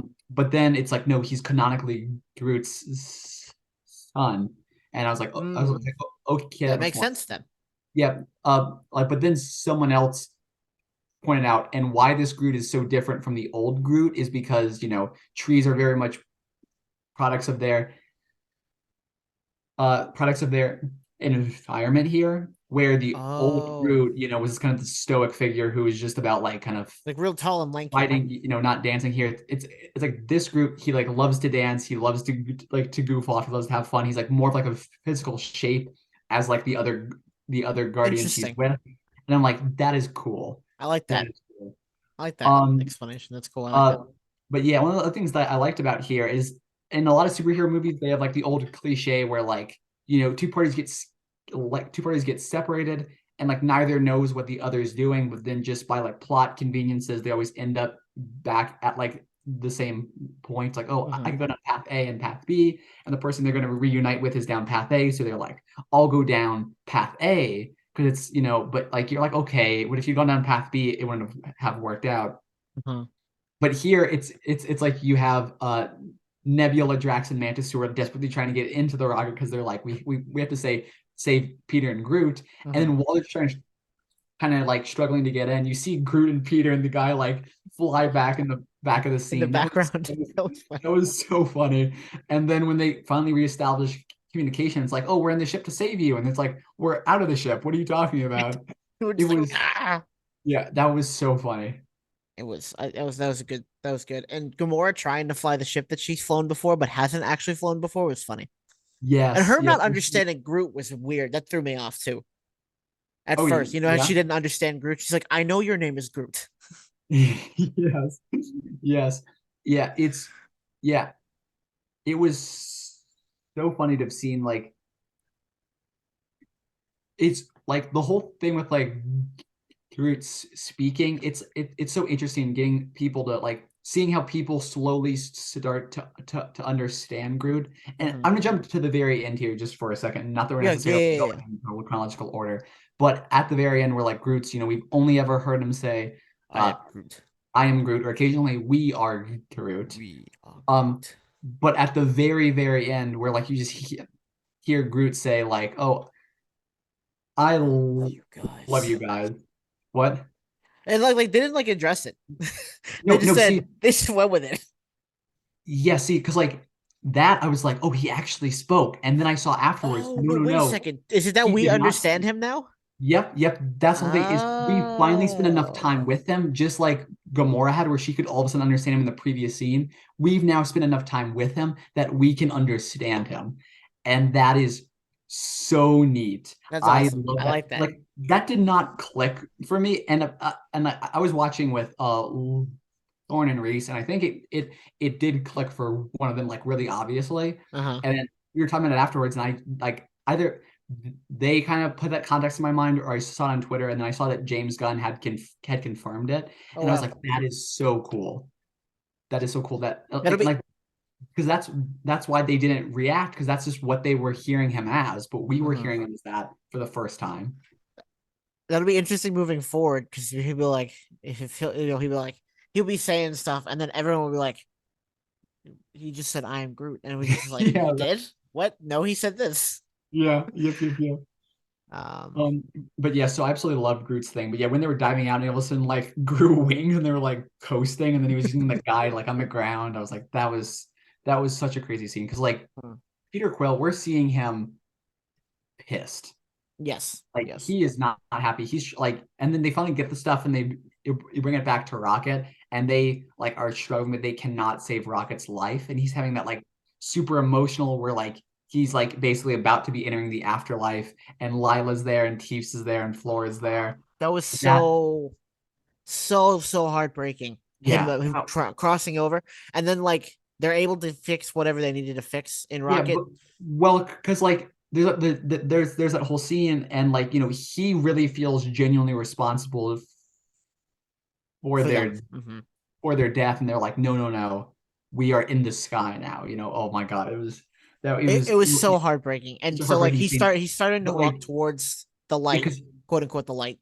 he had given up on his will He had to live. He wanted to join them. He was like, can I join you guys? Oh, that was and such Le- an emotional scene. Layla was like, "Yes," and then she stops him, but not yet. Your story is not finished. Yeah, and then like But he it was finally got still like the so will to heartbreaking. live, and Hmm. then the code worked, and during that whole scene, like I realized it finally clicked for me that like Rocket will not die. This is not Hmm. right for his character in this moment. But Mhm. even knowing that he wasn't gonna die, it was still so heartbreaking. And It seeing was like Sidar Lord being like, "This is my best friend here." second best friend. That was that was such a funny bit too. But yeah, like that whole thing, and then like when he finally wakes up and everyone's so overjoyed, and then when they're Mhm. on the call with like Nebula, and Nebula hears the news after how much Nebula and Rocket have Mhm. connected just with shared life experiences in general, and the fact that it was just Nebula and Rocket for the 5 years Yep. in the snap. Mhm. Um, and Nebula, who we've never seen basically show any emotion at all, was like Choked sobbing up. out of Yeah. joy for Rocket being back. That that was, oh, that was such a just a moving scene. I forgot that I forgot they were the only two Guardians during that whole time during the snap. Well, and Yeah, then yeah. apparently, which we had found out, which I don't think it happened. No, it had not happened in any Endgame yet, where she had all those new upgrades to their arm with the nanotech. Yes, yes, yes. Which finally they didn't like over be like, hey, look, it's nanotech. Yeah, They like to yeah, do that. Like nanotech, see, it's nanotech. Look, are you guys seeing it's nanotech? yeah. And they're just like, she has Yeah, a new like arm yeah, like I really do think that James Gunn is the only one who's done nanotech like consistently well. It and just hasn't looks kind of shoved it in like, your face. yeah, it looks fake and convenient for everyone else, but Mhm. for him, it just looks cool, like the animation style, how stuff changes, and the fact that it's like more in the background and not like in your face. Yeah, I mean, just slaps you with a nanotech hand. Yeah, yeah. Everyone else is just like, hey, you like the MCU? Yeah, like yeah, I like the nanotech. Okay, Yep. didn't know I needed the nanotech. Oh god damn it. Yep. Oh man. But anyway, But so yeah, so now they just have to like basically get their friends off of the high evolutionary ship, and there's a bunch of children there, the children he's been the experimenting with, new and oh all that. we completely forgot he blew up the planet that everyone was on. Oh yeah, How he did we miss that part? completely, Yeah, just blow yeah, it up because just he went said this in. this experiment has failed. I'm just gonna blow it up. Yeah, and that includes Adam Warlock's Mother. mom. Yep. Yes. Which Adam Warlock is just always kind of there. It seems. Yeah, yeah, because like, yeah, I don't know if we didn't necessarily need to get into all of Adam Warlock's No. speeds, but like someone goes to try to kidnap Rocket, and Drax and Mantis have abandoned their post and like and all that. But like Adam Warlock comes and kills that guy because like I want credit for capturing Rocket. Oh But then yeah, War like, Pig. Mm-hmm. yeah, but then Gamora comes and kind of like comes and hides Rocket, and Adam Warlock is distracted by the exploding planet and needs to go save his mom. So it's just a lot of back and forth where like the whole time I'm like, Rocket Raccoon is going to die. Oh my god. It, Um I don't mind that Adam Warlock's mom died because she was kind of annoying. yeah, and like I thought it was kind of like a cool beat here too, because like the mom has been telling him like, oh, the high evolutionary is our god, and Mm-hmm. he's doing what he's doing to like help us. Mm-hmm. And the high evolutionary just murders his mother. Yes. Oh Very yeah, that's true. indirectly true, but like still, it's like the high evolutionary's actions caused his mom to die. Yeah. So it's kind of like a cool plot beat for Adam. And while we don't see it, I do think that is a lot of kind of what starts to shift how he's Mm-hmm. tackling things. Yeah. Literally tackling Yeah. things. Yeah, um. literally. But anyway, Um, so then is this? So then there are children, yes, of yes. the new And species that he's working on, and the I whole have reason he something, wants to get Rocket is so that he can put Rocket's brain or whatever makes Rocket's brain the way it or is into these new yeah, organisms or like people. he just wants to study Rocket's brain because he's never been able to purposefully design a creature who can think like Rocket can. Rocket Right. was an Right. accident, and he can't stand that. No. No, Um, because he's playing God, and if God doesn't know what he did, God needs to figure it out. yeah, yeah, yeah. But one thing I want to say is I love what they did with Drax's character, how he's always kind of treated like a goofball who's just muscle and has like no intelligence at all. And they have a whole conversation Mhm. all about that. They did But the they same thing with really get Mantis's character too.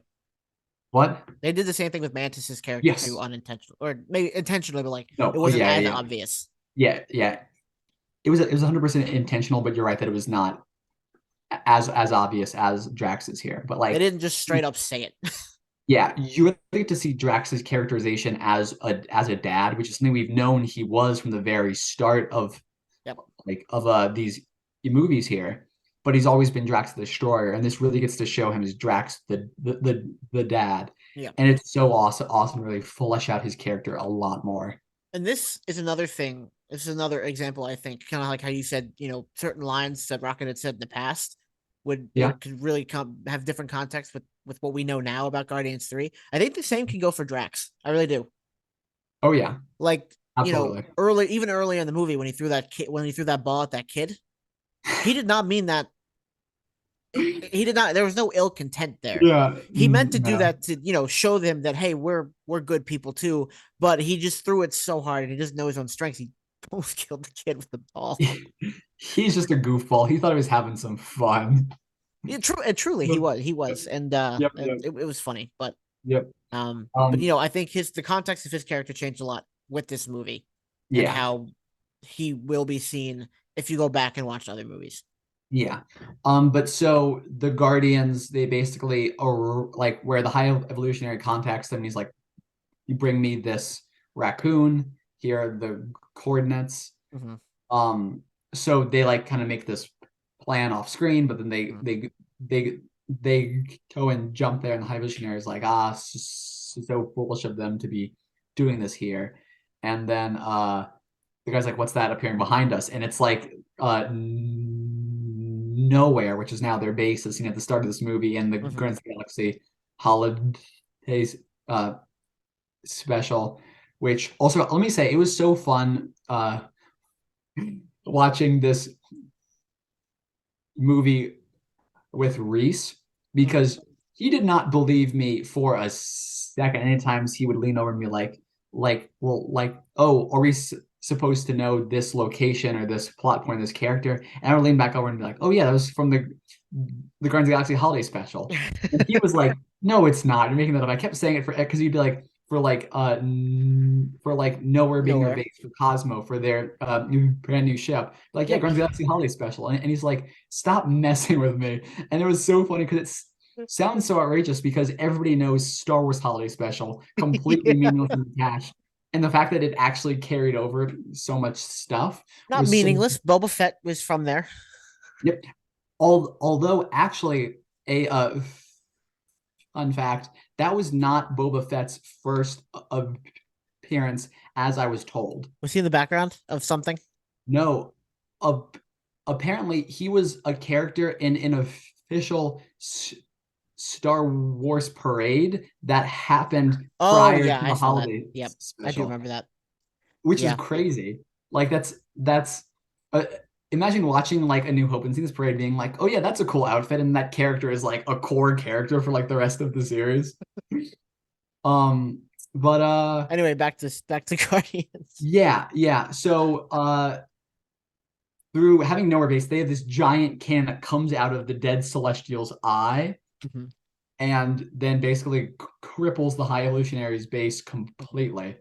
Which also, can I say how cool it is for like things to be done in phases again, things being these like long drawn out phases, unlike how technology in the core MCU has kind of evolved. It's like, oh, you want to fire some all powerful weapon, bam, it's like it's fired. You have to think about it. Mm-hmm. And here's something that's like okay, the first cannon thing, the second cannon thing, okay, now it's like charging, and like it actually takes time instead of just being like, oh yeah, base appears, pew pew pew pew pew. Mm-hmm. Like it was actually this. It like it took effort for them to create that much of an impact on the base. Mm-hmm. Yeah. But yeah, so then they're able to get in. And it's like, okay, time to find our friends here. But Mantis, Drax, and Nebula have already like Mantis been able to tame these creatures, and Which like they were thrown into a pit the other with way. the creatures from the beginning of Guardians 2, Yep. which I don't remember what they're called, but the ones that eat batteries. Yes. So yeah, they get tossed in that pit, but they're able to escape. So like you have Star-Lord and Rocket and everyone else, and like, okay, time to break in. Here's our plan. We break in, we find our friends, we get out of here. And then their friends burst through like the other wall, and it's like, okay, plan change, time to get out of here, basically. And Yeah. then Rocket has his emotional scene where he's like, no, I've been running from this. I'm done running. Let's end this here. Mm-hmm. And then to the tune of No Sleep Till Brooklyn, they have this epic hallway fight scene. So that scene reminded me of the tower scene from Suicide Squad or the Suicide Squad. Oh yeah.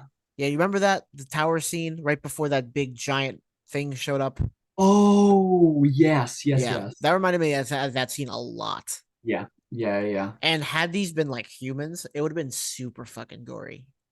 But they weren't, I'm, which is why I'm, it still had, which is why it was able to retain its PG-13 rating. yep, yep. Otherwise, that thing would have gone straight to R just on that scene alone. Oh yeah, oh yeah. But yes, so that was a great scene. You get to see the Great scene. Guardians working as like a team again here. They go, they oh, meanwhile the High Evolutionary has like lost his mind completely, right? Completely. Because like up in the bridge, everyone's like, hey, we need to get out of here. You're not thinking straight. We're staging a coup temporarily here to get us to safety. And he just murders all of them, They're including like demolishing the controls for his ship completely. yeah, they're like, you are too obsessed. This is not that important. Let's go to the new colony. We'll be fine. Trust me, Yeah. we'll be. And then he literally explodes, Yep. kills Yep. everyone, Yep. Yep. destroys everything. Um, yes. So then they're like, okay, we need to save the children here and we need to like take control of the base. Mhm. So Rocket and Nebula go up to like take control, and the other people they basically bring High Evolutionary ship to nowhere, and Cosmo has this great scene where like she has to keep the base steady, like basically air sealed Mhm. so they can bring like the children on over. And Oh, we it's missed the so part cool. Oh, where we did? where the hell beasts Yeah. hell spawns were in nowhere and Oh, the oh yeah. what's his name Yeah, I guess what we said this what's his before. name figured out the Kraglin. arrow. Uh, Haglin figured out the arrow, Kraglin, and yep. then Haglin That and Cosmo rectified yeah. Oh, everything because there was one left, yeah. That and was then such a cool Haglin or scene. Hart Haglin Horglin Uh Kraglin. Crag I'm pretty sure. I'm pretty sure Crag. You're his right. name It is is Kraglin. Kraglin. All Kraglin right. finally called Cosmo a good dog. Yeah, She killed the hell spawn, and she's like, "I knew you thought I was a good dog." it was such a good scene. I I love that. mean, name any other Marvel movie recently that has made you care that much about two side characters. 'Cause, You can't. yeah, like that whole arc was brilliant. That whole scene where like it's like earlier where they're playing poker with Howard the Duck. Cosmo's going into this like dark story about like her time with like the Russians and how she ended up in space and how it was like so tragic and heartbreaking. And she was like, and even despite all that, they never called me a bad dog, not once. And then he doubled down. I was like, "No, you're a bad dog." And It everyone was around is just like, "Shut! Oh my god, make her shut up. She won't shut up. Call her a good dog." it was so funny, yeah. And So then how he did. like that whole side arc that was like you're so invested in that, and at the end it's like so satisfying. That was great. Like But you yeah, are a then good dog, and then she goes, "I knew it. Yay!" yeah. She was so excited. Oh man. Yeah, but then Cosmo is like holding like, this entire Mhm. space station ship thing up against nowhere. And it's like, I mean, like I don't know how they do it with I mean, like I know James Gunn has already said that he strives like the perfect balance between like practical effects and CGI. Yeah. So Like that dog is actually telekinetic. but like I was always like I always go practical where I can, but where CGI would look better, I absolutely use CGI, and that's why the movie looks so good. But like all the facial expressions on like the animals, Mhm. including Cosmo, when you can really tell that she's like concentrating so hard on that, Mhm. it was beautiful. Mhm. Um, but yeah, so then they're bringing all the children over. It's Mhm. Nebula and Rocket who are up in the base, and then Nebula's like, "Oh, there's no console here. I'll just have to kind of wire," and then she's able to wire, and she's like, "Okay, you go on back with the others." As soon as that happened, I was like, "Oh my God, Rocket's gonna die again." Yes. Yes. Because it's like, don't send Rocket off by himself. And, oh, and she Um, said, "Give me your comm link." So he's got no yeah, comms. yeah, which like Yeah. which I was like, that's why they had High Evolutionary destroy her comm link before. Like it was all making sense. Hmm. But like because that was done well because like Oh it's not yeah, like I other didn't do that. times. Yeah, like were there a lot of other times where like it's like, oh, give me your one way to keep in communication, but it's not explained as to why it's necessary. But for that, Hmm. it made perfect sense. Like she Hmm. had to use that to like stay in touch with the other guardians. Hmm. Um, but yeah, so then they do that. Nebula's like, okay, I'm coming down. She comes in and rejoins the rest of the group, and they're like, where's Rocket? And she's like, oh no, he came down before me. Where is he? And then it cuts to Rocket, and he's walking down the hallway, and he's like guiding kids out, and then he sees a room full of like animals, and I Uh-huh. was like, oh my god, and like you can tell it's like way more than like he can free. But he goes over. Oh my god, I'm gonna like I'm. It It's getting me just thinking about this here. When he goes over and he sees the cage of raccoons. full of raccoons, or he just knows to be like his species. Hmm. Because like throughout the whole movie, they would call him squirrel, they would call him whatever, they would call him a raccoon, Badger. and yet he'd say, "I am not a raccoon. Stop Mhm. calling me that," because he's Not never not known. that's just not this movie. This is just overall. Yep, He's yep, yep, always been yeah. called a raccoon. Yeah. Yeah, exactly. And every time he's like, don't call me a raccoon. He doesn't know what he is. But Hmm. then he opens up the door, and it's like, so we don't know. We honestly don't know as audience, like, is he a raccoon or is he just an animal that looks like a raccoon from a Hmm. different planet or what? But he gets to open the door and he gets to see like it like pans just the way it's like he's hiding it. And it's, at the very bottom, it says like raccoon, and then he knows like he's a raccoon. Oh, Hmm. that was such an emotional beat. But then like he's gathering up all of the raccoons that he can, trying to carry them out. And he looks around and he sees all of the other animals, and he's like, "This is so sick and twisted what the High Evolutionary is doing. How can I save all of these?" And the High Evolutionary just shows up and he wrecks him. Yep. It's like It slamming him starts to. around. The babies are going everywhere. Hmm.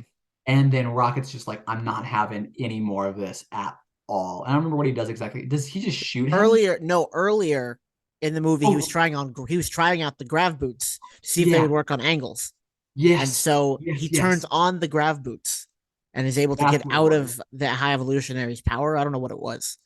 Yep. Telekinesis, maybe. I don't know. Yeah. Yeah. He has some like cool telekinesis thing. Or no, he controls gravity, was like But that's right. what That's right. was That's right. said. Um, but yeah, so then Rock is able to kind of escape from there, and he just goes down on the ground, pulls out his gun, and just shoots him. I'm pretty sure. And the High Evolutionary is like, "Oh no, I'm in trouble now." Yeah, and then the rest of the Guardians show up. Yep, yep. And they get to have like They beat the like living shit out of him. yeah, they get to have this whole like fight scene with him, and then at the very end, like Rocket's like, I'm a guardian. I'm not gonna kill him, and didn't which and didn't no I thought was very cool character development. Most times where they leave the villain alive, I'm like, don't do that. You see all the harm he's caused, just mhm, kill him. But it truly was character development for mhm. Rocket. And even though What I've seen all this stuff about, oh, High Evolutionary is still alive, it's like, no, he's not. The base exploded. He's dead. Like that's like I feel very comfortable saying that conclusion. and usually I don't like when they kill off the villain. Here it made sense. Yeah. Yep. Also, we missed the part where I think a High Evolutionary asked him, "Who are you?" And he says, "I'm Rocket Oh, Raccoon." yeah, that was so cool. That was the best like name drop in I think all of Marvel, except for maybe the I Am Iron Man in the very first Iron Man movie. That one's great, but like this was right up there because Rocket's never really known who he is, and now he has like a solid identity he's Yep, comfortable with. he is Rocket Raccoon. That was yeah. That's I think my one of my favorite lines in the whole movie, just because it Yep, is so impactful with what that means for him. and yeah, He he knows who he is. He's confronted his past, mhm. and through confronting his past, he's really learned about who he is, who he can be. And who he's fighting for. Yes, yes, yes. Yep. And like then so they're like, we need to get out of here, and Rocket's like, not without them. And then they go and save all of the animals, and then Kraglin or whatever's in the comments like, I thought we were only saving like Higher life uh forms. like the higher life forms. And I think there's the response to something that's like, these are higher life forms, and No, it's I so think the cool. response was I. I thought so too, and then and then that's when we see the big Oh, giant things that what's the Mantis brought. yeah, yeah. But it's just like all of them, all of the animals and stuff, running out towards them in rockets. I think got all the raccoons in his arm stills, Yep. and it's so cute. And I remember seeing a a bald eagle in that mix, Yep. and like my brain immediately went to like the Peacemaker show with like the bald eagle. That was like Oh an yeah, yeah, yeah. Peacemaker show. I was like, haha, it's funny. But apparently James gonna confirm that that is the same actor from Peacemaker in Oh, Guardians they of use the the same Galaxy. eagle. Yep, they use the exact same eagle for That's both. funny. Did you And I'm notice how he like, landed on Groot? that is cool. Oh, I did not know. Yeah, the eagle was flying and just like I guess you look down and it's like landed on Groot. It's really funny, actually. And But yeah, then so they're able to get kind of all the animals off, and then Star-Lord is like on the base still, and he's like running off, but then he drops the Zune, mhm. whatever. So then he goes back for that, and he tries to jump off, and he's this really cool thing, which will almost worked for him had the debris not been there. What and don't forget the only reason he had to do that was because Cosmo Law he just couldn't hold it anymore. Yes, yes, yes, So yes. she had to let go. Yeah. And then so he grabs the air hose or something like that and like releases it and he's able to kind of push himself and if you know physics, anything in motion will continue in Motion, motion unless with it's opposed by an equal equal and and opposite opposite force. for Yep. reaction. And So he's so going he was forward. going and It's then looking great. he hit Yeah. debris, which apparently was an equal or opposite reaction.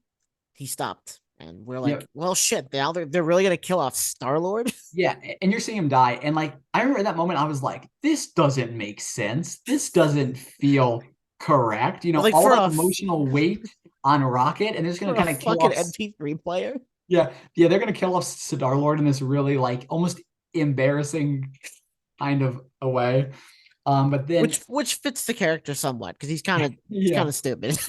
yeah, but then Adam Warlock's there, and you see his hand like the hand of God Mhm. painting, or like Adam and God, or whatever it's called, Yeah, which I thought was a little too on the nose there. yeah, But then Adam's able to save him. yeah. Hmm. And then I even though I didn't really like that whole scene, I do like how Star-Lord wakes up and they kind of reuse the line that they've been using for the movie is like, did Was that that look cool? cool? Did that look And cool? that was such a funny line in the context of what just happened. I'm like, I was just like, did he just say did that look cool? He almost died. But it did, Like, the you know movie what? did That's not look fitting. cool at all. Well, like when he was coming off, it looked cool, but it's like as soon as he got hit by that rock, stopped looking cool immediately. It would have looked Which cool if you didn't almost die. Which I mean, I also even like that because so many action movies have the most implausible things just happen entirely correct for the main character, and the fact that this just did not work correctly at all, I'm like, it's just a cool subversion of expectations. Right, right. But yeah, so then they're all safe now. Mhm. They defeated the BBEG, uh, they saved a Rocket's life, and it kind of Mhm. gets to like the last big scene.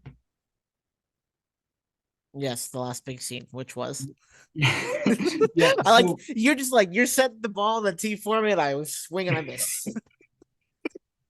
because it is funny because like, I'm trying to balance it with like the back and forth between us, so it's not just like one of us talking for the whole time. But I feel like every moment of this movie is like ingrained in like my mind, and you're like, aha, yeah, this which is It's like, like yes, I remember that barely, and that's I almost saw like it yesterday.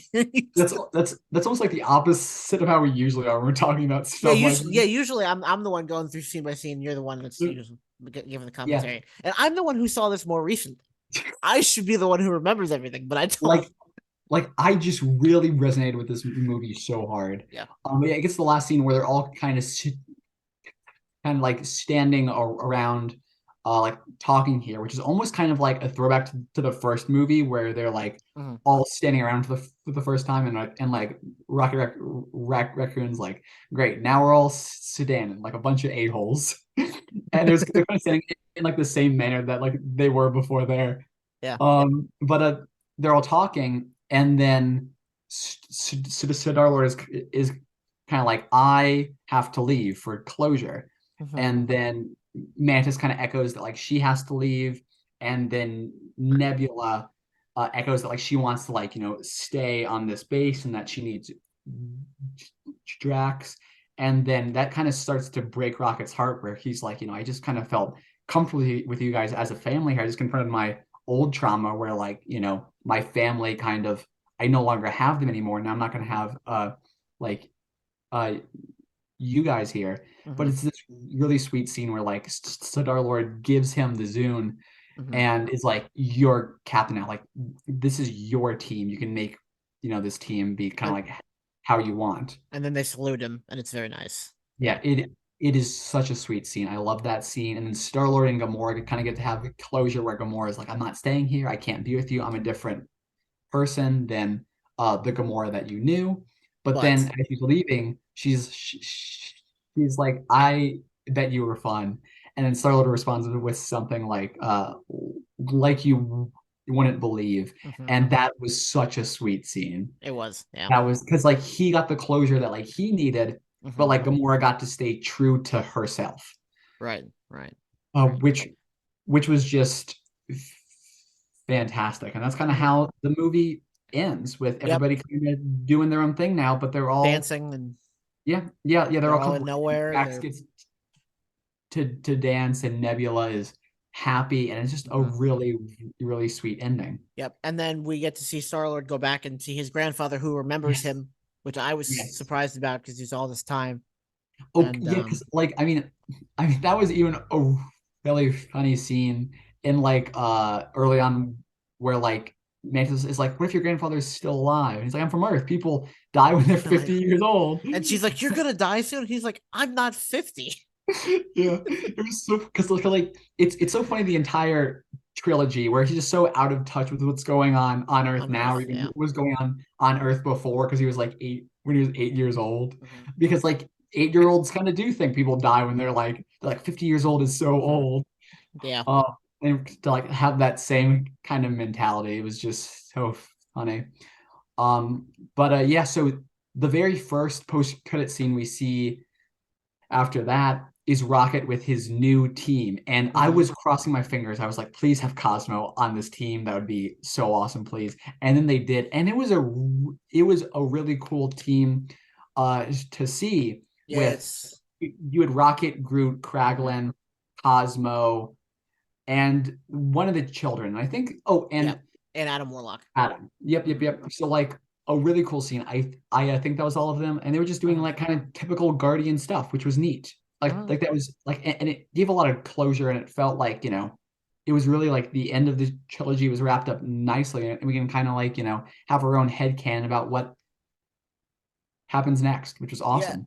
And something that, a lot of movies try to do nowadays is if, they'll leave an open ending, but like it's kind of a cliffhanger open ending, and you don't know if there's gonna be anything after that. This was an open ending, but like I don't feel like I needed anything else past it. Yes, yeah, It's an open ending, but it's also a closed ending.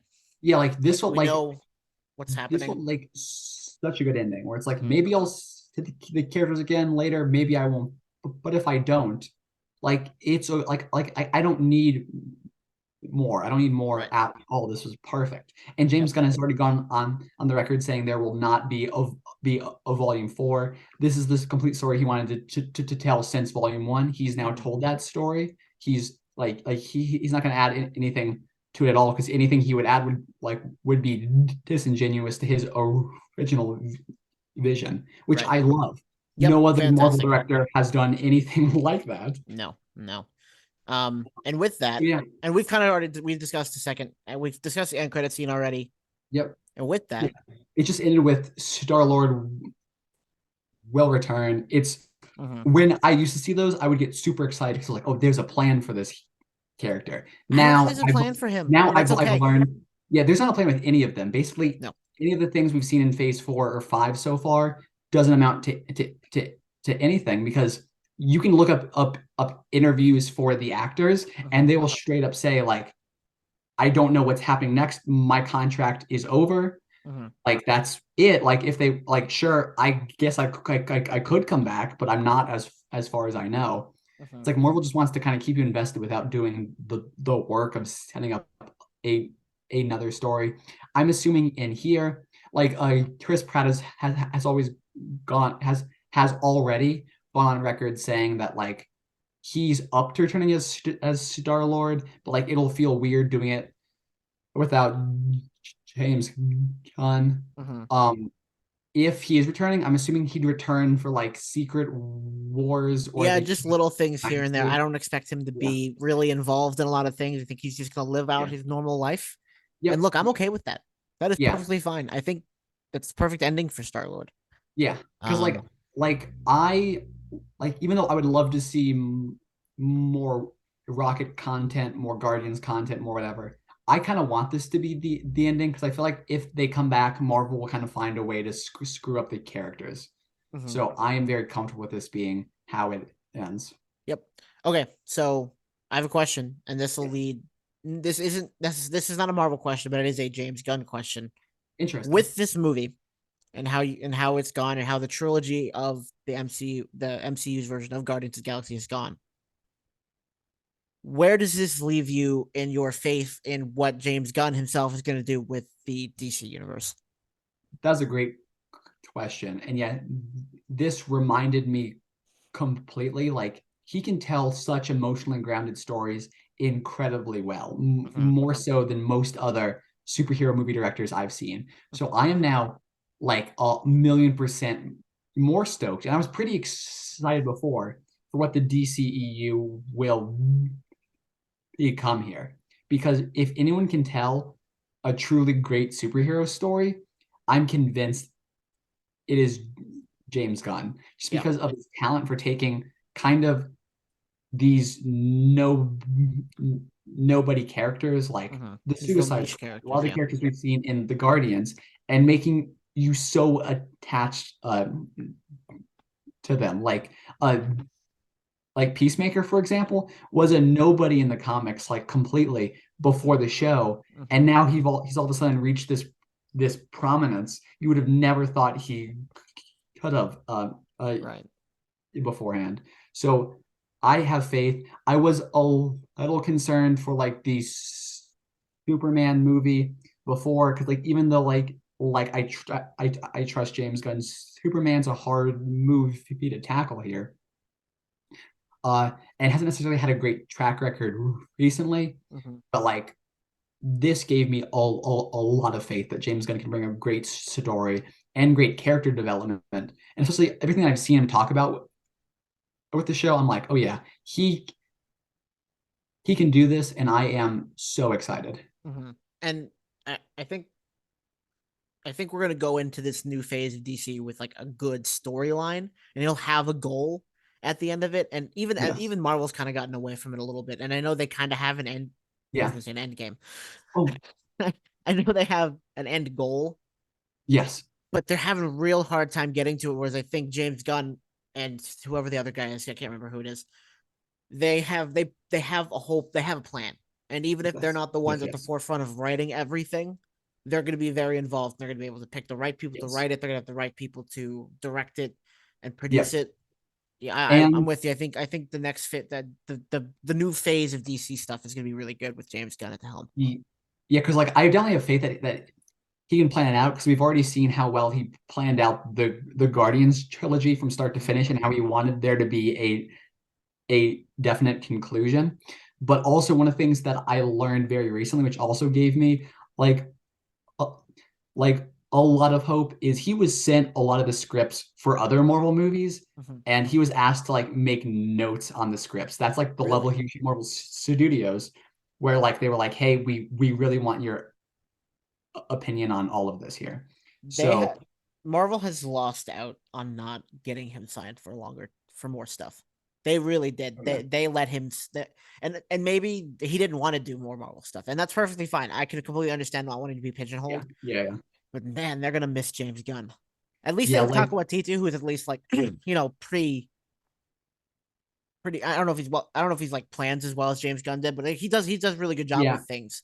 But like I don't know what he'll do outside of the Thor stuff. yeah, So, yeah, and it's like him, but they've like lost out. yeah, like I feel like he was very invested in Thor Ragnarok because Thor Ragnarok was incredible. I Hmm. don't think he had because like Thor Love and Thunder just did not hit the same way, and he didn't seem to be I excited loved it. About I think I'm the only person who Thor Love loved and that movie. Thunder, and like it was like it was not like a bad movie. It just didn't hit the same way for me in Thor Ragnarok. And Yeah. like he never seemed as excited about it in like the interviews and stuff. So I think there's some stuff going on behind the scenes with him where he's kind of more trapped in Marvel than he'd like to be Mhm. in some way, either creatively or what. But yeah, James Gunn never let Marvel stop him from doing what he Yeah. wanted to Yeah. do. So So going forward, the Russo brothers have said they might come back if it's the right scenario, but they've lost the Russo brothers, they've lost James Gunn and um Joss Whedon, but I don't think that's as big of a loss as some people would think. That's a pretty they can replace Joss Whedon, but losing those two big guys or two big groups of directors and producers is going to be a hit to Marvel, and we've already seen that. yeah, At least we yeah, still have Ryan Coogler, who's done a really good job with the yes. Black Panther stuff. But Yep.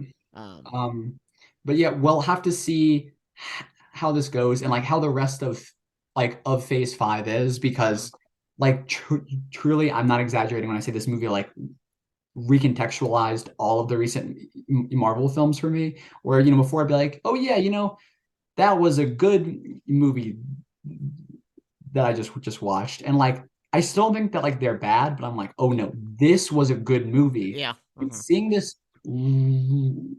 lowers the internal value of all of the other recent films for me by a lot. Mhm. Like the only other Marvel movie I would honestly go back and rewatch still from Phase 4 and 5 so far is Spider-Man No Way Home, which Mhm. I do think that was a good movie, but only good in the scope of comic books, not really good outside of that. Mhm. Where I think Guardians of the Galaxy Volume 3 was a good movie in both cases, Mhm. but it's just lowered my appreciation for a lot of the previous ones, and I'm afraid that it's going to affect my appreciation like Moving moving forward. forwards here. Where I was very excited for the Marvels beforehand, and I still am, but it's like it's got a lot Yeah.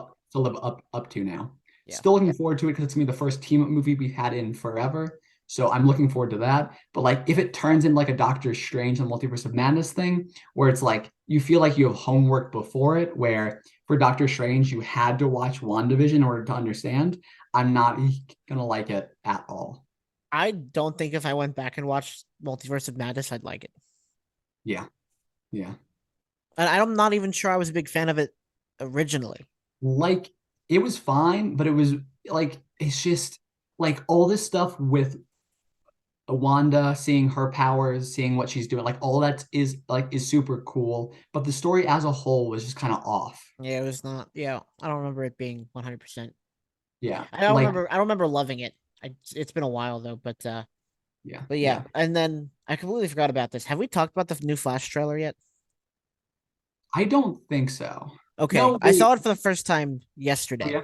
Oh yeah. Oh So yeah. Because you just saw the Guardians of the Galaxy movie, so yes, of course they play the Flash trailer beforehand. yes, that movie looks bad. Yeah. It's Yeah, it does not yeah. look good.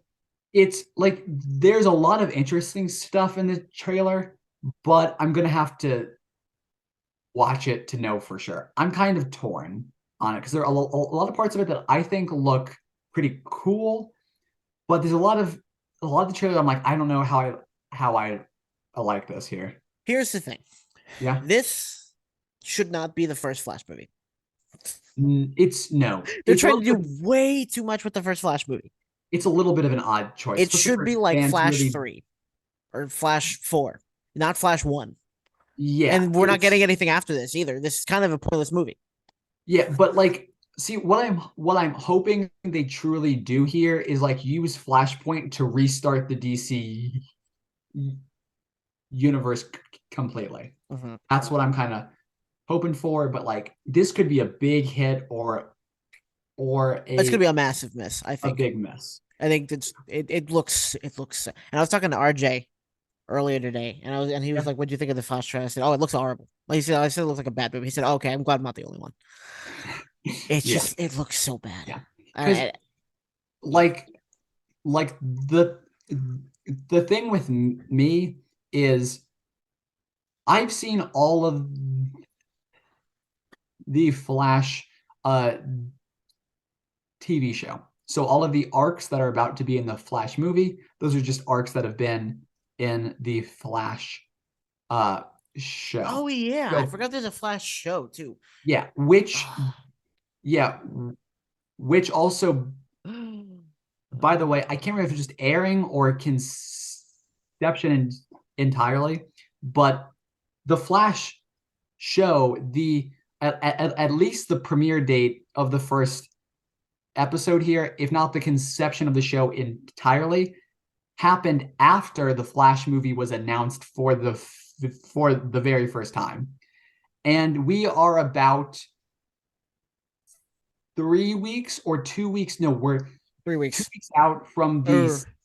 No, sorry. yes, you're right. 2 weeks. No, we're Oh, 2 weeks out from the series finale of season 9 of the Flash show. and We've got a 3 weeks nine. out for the movie, I Yep, think. yep.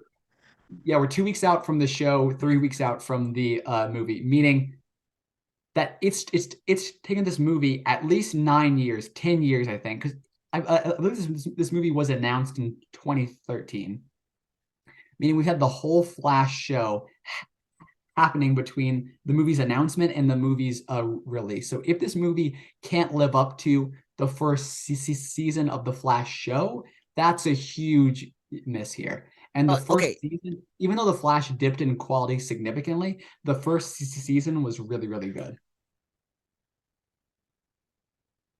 you a movie that has been talked about for 10 years will not live up to the hype, and it will not be as good as you expect it to be. Yeah, It no, never, and like, never, it'll never happen.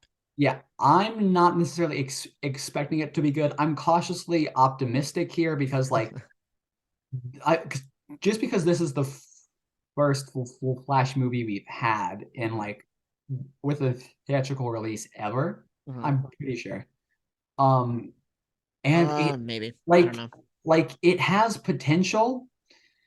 It's just, I'm not excited. I I'm I'm not as excited for it as I would be for something else, especially because there's supposed to be a lot of time material and all of that got canned.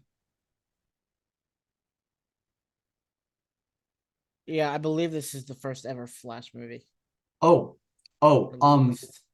oh, also a fun fact about this movie, not wanting to spoil too much here, but there are a lot of cameos planned, Yes, I've, and I've a noticed. lot of those cameos were confirmed.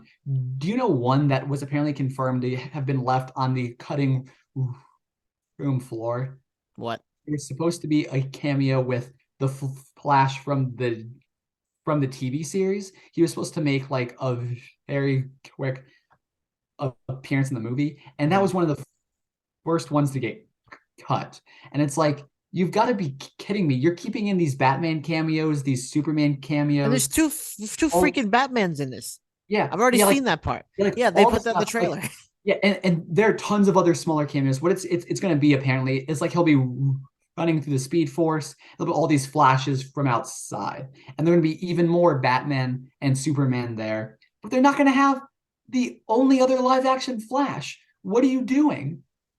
Why is What if that they the have the first? one from the 90s? Because apparently there's a 90s show in 90s and Yep, yep. 92. Yeah, like, and I'm pretty sure the actor from the 90s show is one of the ones that made a cameo in the Flash show because that show knows how to do cameos a lot better. But it's like the movie seems to not know that. It's like, why would you not have the the Flash actors in the show?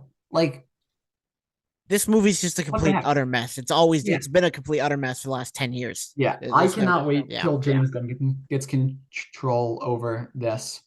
Yeah, and the But first the first projects start coming out. But anyway, I think yep. that's it. We Well, we ended up going that's on it. for 2 hours. Yeah.